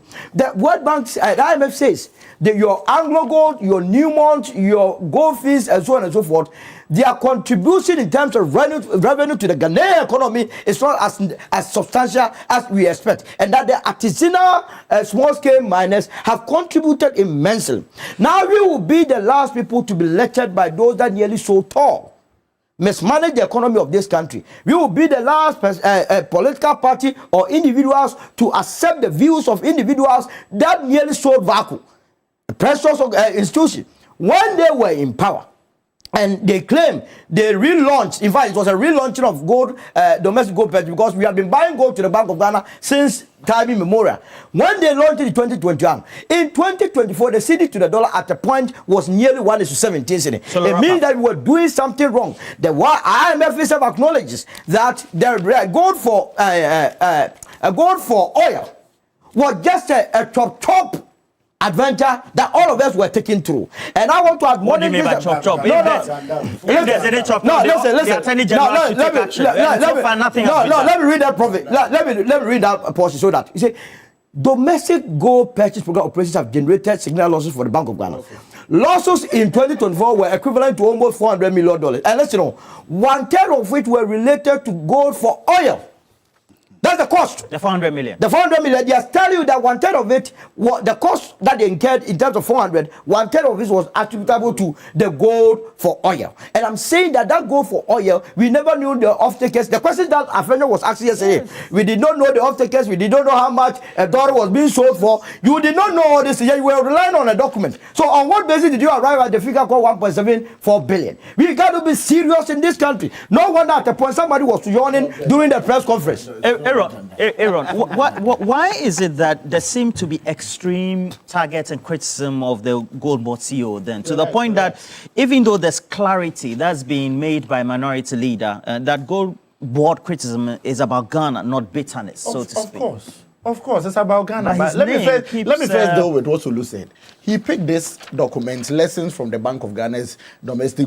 which is, by the way, published on the website of the... The point over here, at one point, he mentions that it is... No, we are holding two different documents. Relax. Relax. I'm even going to give you the IMF document. It's the same. Relax. It's not about shouting. Relax. That same point, he, Solo, at one point, mentioned cost. And he... on the second time, please relax. I'm speaking. Okay. On the second part, mention losses. The Honorable Ata Issa of Sanerugu sat here, spoke for about 17 minutes, pussyfooted around the subject matter. We did not vote for social studies students. I'm telling you here, we did not vote for lack of social amenities. The fact that losses happened under the MPP does not warrant you to make losses. If the MPP, the Ghanaian people were happy with how the MPP did it, they wouldn't have voted us out of power. Deal with the issue. So it is an established fact. The good people of Sanerugu are looking at you today, Honorable Ataisa, to tell you that there is a loss. You admit that there is a loss. Deal with it. The second part is that when a Ghanaian raises an issue to you, any appointee of this government, and I'm speaking specifically to the Gold Board CEO, nobody hates you. Do not insult. It is a bad training. It tells a lot about your character. You must not insult before you make your point. You have made this point. Relax. It is why we tell you that you have received money from the gold board. Why are you quick? Yes. No, because why you keep coming that? Please, are you the one who bought the airtime for? My brother. No, Aaron, respectfully. No, I'm coming to that. That's subject matter. I've told you. I said I did not say he has been paid. I said he has received money. It is different. It's different. Please why relax. was he go and Now receive money? let me proceed on the fact. Honorable Attorney, all the conversation you mentioned over here. Aaron, respect. No, please. I retract. That's fine. Honorable Ataisa, all the finance jargons you termed over here, the Ghanaian people do not even believe in you. You know why? When Section 58 of the Bank of Ghana Act is saying that when the Bank of Ghana is done with their audited report account, they should forward it to the minister. You, Ataisa, went for it and did a press conference on it. You breached a whole statutory provision. The last bit, I asked him a question. That is a revolving fund. The same, can it be classified under revenue? Do you know why I asked? Roland, if you look at the 2025 budget, when Gold Board was established, at paragraph 372, and I read, it says, Mr. Speaker, we will provision a CD equivalent of $279 million as a revolving fund for the Ghana Gold Board to be able to purchase and export at least 3 tons of gold per week for small-scale miners. This amount, if you look at the appendix of the 2025 budget, is amounting to 4 billion Ghana cedis, 547 million and 700,000. You know why I asked him that? Can it be classified under revenue? He boldly said no. But if you pick the Ghana Gold Board account, you get to know that that same amount has been classified under revenue. But that is debatable because there are. That is why I asked him. That is why I asked him. That is why I asked him. It is there. I asked him. It is there. It is there. It is there. So open to page 16. No, please. That is why I asked him because I'm not a finance person. Yeah. He boldly sat on TV3 to deny that or to state clearly that. Debatable. Please. Stop this Gold Board rushing defense. No. What is this? Go on. The Gold Board as an authority has a PRO. If you want to work for them, do so. You want to throw that? No. It is why people would reasonably think that you have received some funds. I don't have a problem. Maybe you have not. I don't have a problem with saying I've received funds. Okay, that's fine. Yes. I don't have a problem. You've done that. I don't have a problem. The position we are making is very clear. Stop the social studies analysis that happened in MPP, so you are justifying same. When it happened, Dr. Zato has established them over here. You went on a demonstration, called for the heads of the leadership of BOG. Today, it is happening. And in fact, God has a very beautiful way of repeating history. When Ato Folsen was there, arrogantly speaking to the director of security that he's not going to present the said petition to him. Today, here is him. So pretending over this BOJ and others. And you see, let me make this last point. Solo cites Article 183 of our Constitution. And same was invariably stated by my senior brother sitting here, that Bank of Ghana's mandate is not to be making profit. But where is it stated that Bank of Ghana, they have the mandate to be making loss? Where is it stated? It is not stated anywhere. So when the matter happens, we will speak about it clearly. Let's stop that. Last on Sami Jenfi, you should stop the insult. He can make his position without insulting. We beg of him. That is not the culture of the Ghanaian people. Ataisa, your last words. Good policy, do we need to minimize the cost, and how do we do that? All right. So I see, only listening to my colleagues, I get only one conclusion here, that they have not averted their minds to what was read yesterday by the minority leader. I, sitting here representing the NDC, has the right to respond to what the minority has put out. But listening to my colleagues here, they have substantially deviated from the topic. But Dr. Sato has given the indication why these continuous attacks on the Gold Board is because of what Sami Jenfi had done to them in opposition. That's basically what the sense I see. So the character assassination this morning on the person of Sami Jenfi. He didn't insult. I'm talking about Aaron, allow him. When you were talking, he also allowed. When you were talking, I wanted to calm down. Calm down. Are you endorsing so the character assassination on the person of Sami Jenfi, for me, is insignificant to the contributions that we are making this morning. Okay. This morning, what we are focused on is to make sure that what is the value of the gold purchase program under the NDC regime. And I think that just opposing it to the report that has been published by the IMF, how as a country do we need to move forward in minimizing the losses associated with the program? I think that should be the conversation. Now, this morning also, there have been selective reading of the same document we are all having. And I think that we must give respect to viewers who also have the opportunity to go online and get copies of them. We must do complete analysis of such programs. And I see some level of selective reading of the same report that Dr. Zafo is having. I'm having the same, and Solo is also having the same thing. We must do complete analysis of the issues. Now, let me come to Dr. Zato's statement that the minority in 2023 marched to the Bank of Ghana to demand the resignation of the governor and the deputies because of the losses. Dr. Zato, for you, let me just provide this education here. Look, in 2021, there was a total positive equity of Bank of Ghana of 1.2 billion Ghana cedis. You move from a positive 1.2 billion equity position to negative 55.8 billion Ghana cedis. That is a worry. And to compare that situation to now is disingenuity in the sense that how do you compare a negative equity with positive and favorable macroeconomic outcomes as compared to a negative equity with deteriorating macroeconomic performances? In 2023, we still had inflation above 30%. In 2023, exchange rate was depreciating. Fuel prices were increasing. Unemployment hovering around 14.7%. All the macroeconomic indicators were trading on a dangerous path. You don't compare that spending 55.8 billion Ghana cedis in equity position to generate such economic death as against somebody spending 35 billion Ghana cedis in equity position to generate this economic growth. You don't compare the two. And Dr. Zato keeps mentioning a force majeure in 2023. I don't think that is a complete classification of a force majeure. A force majeure happens in the economic calendar year, which is unexpected. Is that not it? COVID happened in which year? COVID 2020. Started from 2019 October, then got here 2020 So let's say March. 2020. How do you describe 2023 financial statement as a result of COVID as a force majeure when you had more than 2 years to plan in your budget? How do you describe it as a force majeure?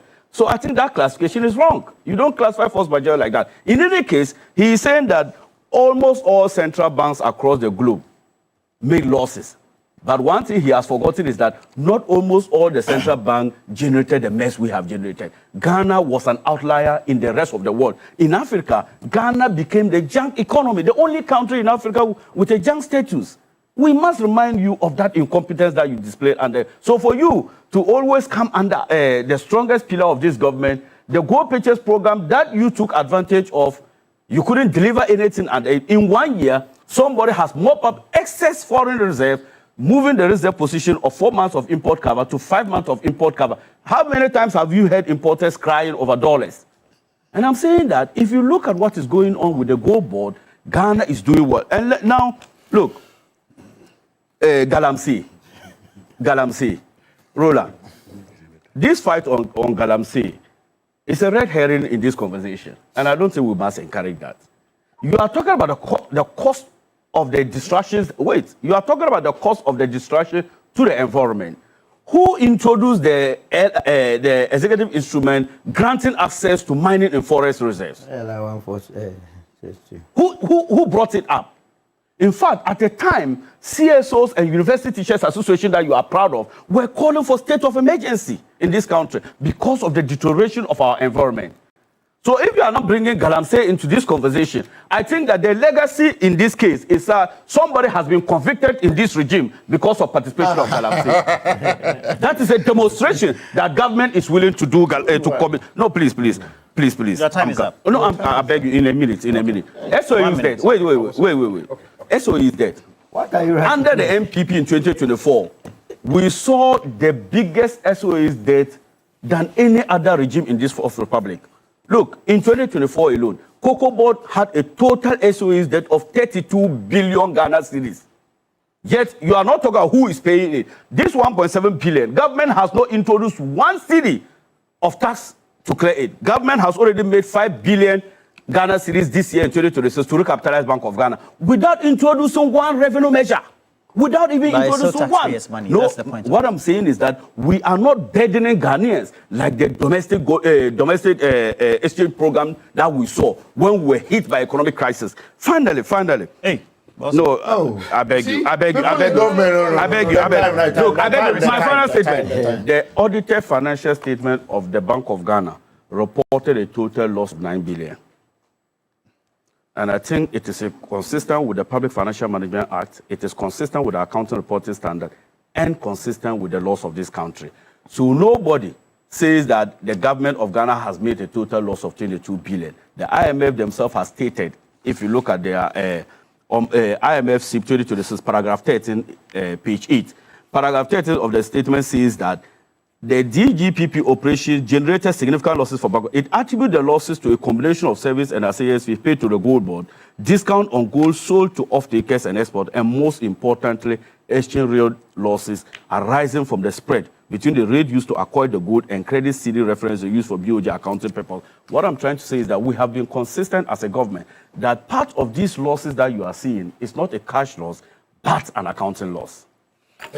First of all, you lied when you said Wuntimu was convicted of galamsey. It's not true. It's true. Oh, please. It's true. Please allow me. It's true. Please, Wuntimu his was opinion, not please. convicted of galamsey. So get your facts right. You have 3 minutes. Sorry. Number two. You see, I've made this point, and we must all then appreciate it. When you marched to the Bank of Ghana to say that the Bank of Ghana had made this loss and both deputies to resign, I want to stand on those legs to say that because of this loss carried by the Bank of Ghana, if you say it's the Bank of Ghana, that the governor of the Bank of Ghana, his deputies, has demonstrated gross incompetence and that the people of Ghana has lost confidence in them. And they have no business being in power again. That they should bow their heads in shame and bow out, because if in 2023 you call for the heads of the governor of Bank of Ghana because they made their loss, the same must be applied here to say that they have also lost the confidence of people and they should bow their heads in shame and bow out, because that is gross incompetence and mismanagement. Right. I want to make that point. Third, you see, I've made this again. Look, the governance analyst, Charles Lindblom, in his famous book, The Science of Muddling Through, made a point. And then we must come there. Public policies by nature, when you make them, they are not perfect. The purpose of a public policy is not perfection. But sometimes the greater good for the majority of the people. And you realize that policies get better as they are going forward. And that is what we must strive as. We must strive as saying is that when we start a policy, it may not be perfect, but as time goes on, we should try to get it perfect. That is why the Americans refer to something called towards a more perfect union. The idea is that because perfection is not the objective of government, you must always try to get it better. Gold for oil, gold for whatever we started, they were all policies. And they all metamorphose into what we have as the gold board today. Even together with PMMC, right? They were all policies. And policies are sometimes tools, or in fact, not sometimes, tools or instruments in the hands of the government to use to govern the major point. So the objective here is that in the science of muddling through, we should try to make sure that we see how policies get increasingly and progressively better, not worse.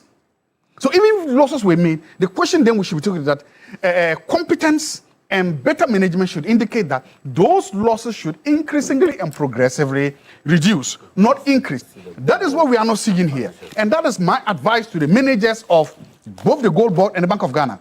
If you want to demonstrate your managerial superiority, if you want to demonstrate that you are more competent, then begin to reduce this cost. If you don't do that, then you are not better than those who took it from and you have no business calling and understand. But it's a point he made, yes. Somebody must pay for that debt. You said it. They have no, their government fees and items have been increased. But that debt is there. You are the finance expert, not me. What will happen to that debt? Because somebody must pay for it. One way or the other, the taxpayer must pay for it. So if you are saying it's just sitting there, fine. Who pays for it? That person that is paying for it is probably because of this debt that the teachers and the nurses have not been employed in their city home. Thank you. So who will pay 2 for minutes. Sorry, you have 2 minutes. Only 2 minutes. In sentencing Wuntimu, this was what the judge said. The court takes notice of the gravity of the offences and the need for deterrence to avert the environmental disaster that might befall the nation. The more law enforcement stays aloof and allows illegal mining activities to persist in the country. The offences in this case relate to illegal exploitation of mineral resources, which are the property of the state. The conduct of the first and the third accused persons undermines the regulatory framework for the mining sector and contributes to environmental degradation associated with illegal mining. So you cannot say that it was not committed based on illegal. Now, There is a simple saying in international business that says that you think global, you act local. Ghana must chart its own path to development. From what I glean from what the IMF has done is to give us an indication that we must not follow the usual path. The orthodox. The orthodox. It will not lead us anywhere. The Gold Board must, as a matter of urgency, I've seen them say that they are bringing an app that will do what we call traceability, enforce those things so that we are able to trace where the goods are coming from. Again, government interventions such as the new Cocoa Act that will prevent cocoa farmers from giving out their farms for mining must be implemented to the latter. More so, from the United Party's perspective, we are suggesting or proposing that Ghana establishes what we call the Gold Bank. That Gold Bank will be dealing with all our mineral needs. Because that's what you advocate for. Yes, you see, there are a lot of things that we can do with the Gold Bank. Features, forward sales, and so on and so forth. That we can accumulate a chunk of our monies to deal with our problems that we have here. All these things that we are discussing, it has become a subject matter for discussion because there is somebody by name Sami Gemfi who is occupying the position of the Gold Board. Other than that, nobody. At a point, we are discussing a matter to deal with Bank of Ghana, but all the efforts or all the concentration was on Gold Board. Now they have even escalated the matter to the extent that they say, oh, before they even come to power, they will arrest you. And when we arrest you, you have to go and count the bail conditions. Who does that? I said, no wonder at a point, man to man, he was referring to his co-man as handsome. Handsome. You know why they didn't pass the LGBTQ? You man. A woman was standing by you. You say man. Right. Handsome. Let me read some comments. Excuse me. Prince Johnson Kuma says Roland, that the people of Ghana are very confident in the management of the Bank of Ghana. Let me use this opportunity to congratulate my brother for passing your bar exams. Yeah. I hope from here you go to the courtroom and practice or apply your trade there. Don't come here. Yeah. But he's a politician. So. This is a point of information on the... No, it is about for education. No. Prince Ghana is the only country. In my view, the Gold Board is not only supporting the Bank of Ghana in stabilizing the democracy, it's also helping to prevent the smuggling of gold out of the country. If new strategies are needed to reduce costs, I prefer to say costs, not losses, then that is the way to go. God bless our homeland, Ghana. And then Mama Pu of the Asogli State says that Solo says somebody was doing what during the press conference? Solo will kill us. Or say AJ in Kumewu says that it is an interesting point that the NDC seem to be making on this panel this morning. The reality is that losses are losses, irrespective of where they appear, on whose books they appear, and how they are accounted for. Have there been losses? There have not been any. Simpliciter. There have not been. Hey, you lie like that. You are spending no losses. You are spending 1.7 and 10.8. Good morning to you, Neodick. He says, please, Alistair Matthias and Al Jazeera says hi. Good morning to the minority group and the former president. You remember president. Alistair Matthias? Yeah, document. He was doing connection with President Kufuor. The whole...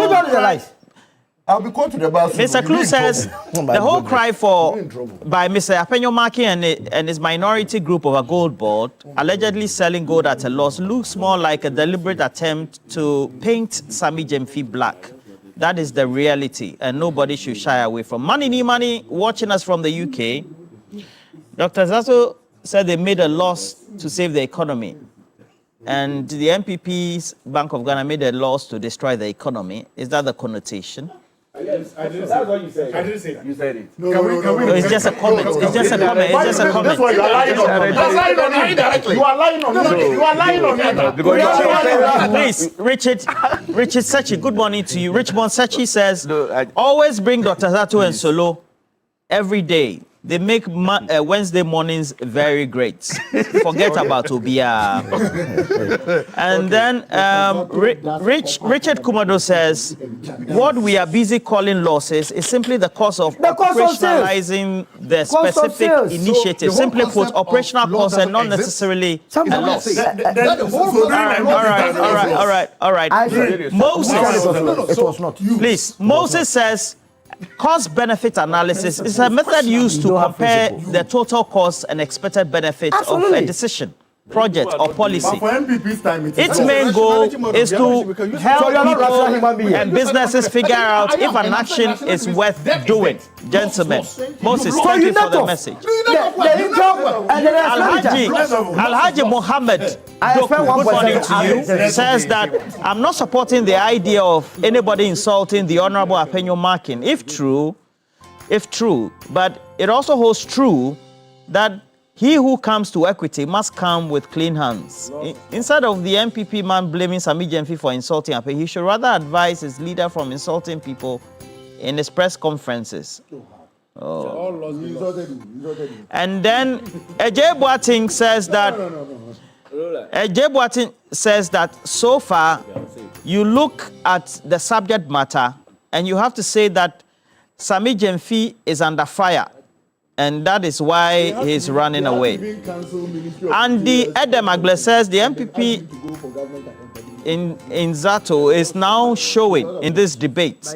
Good morning to all of you. Aaron Brasso, good morning to you as well.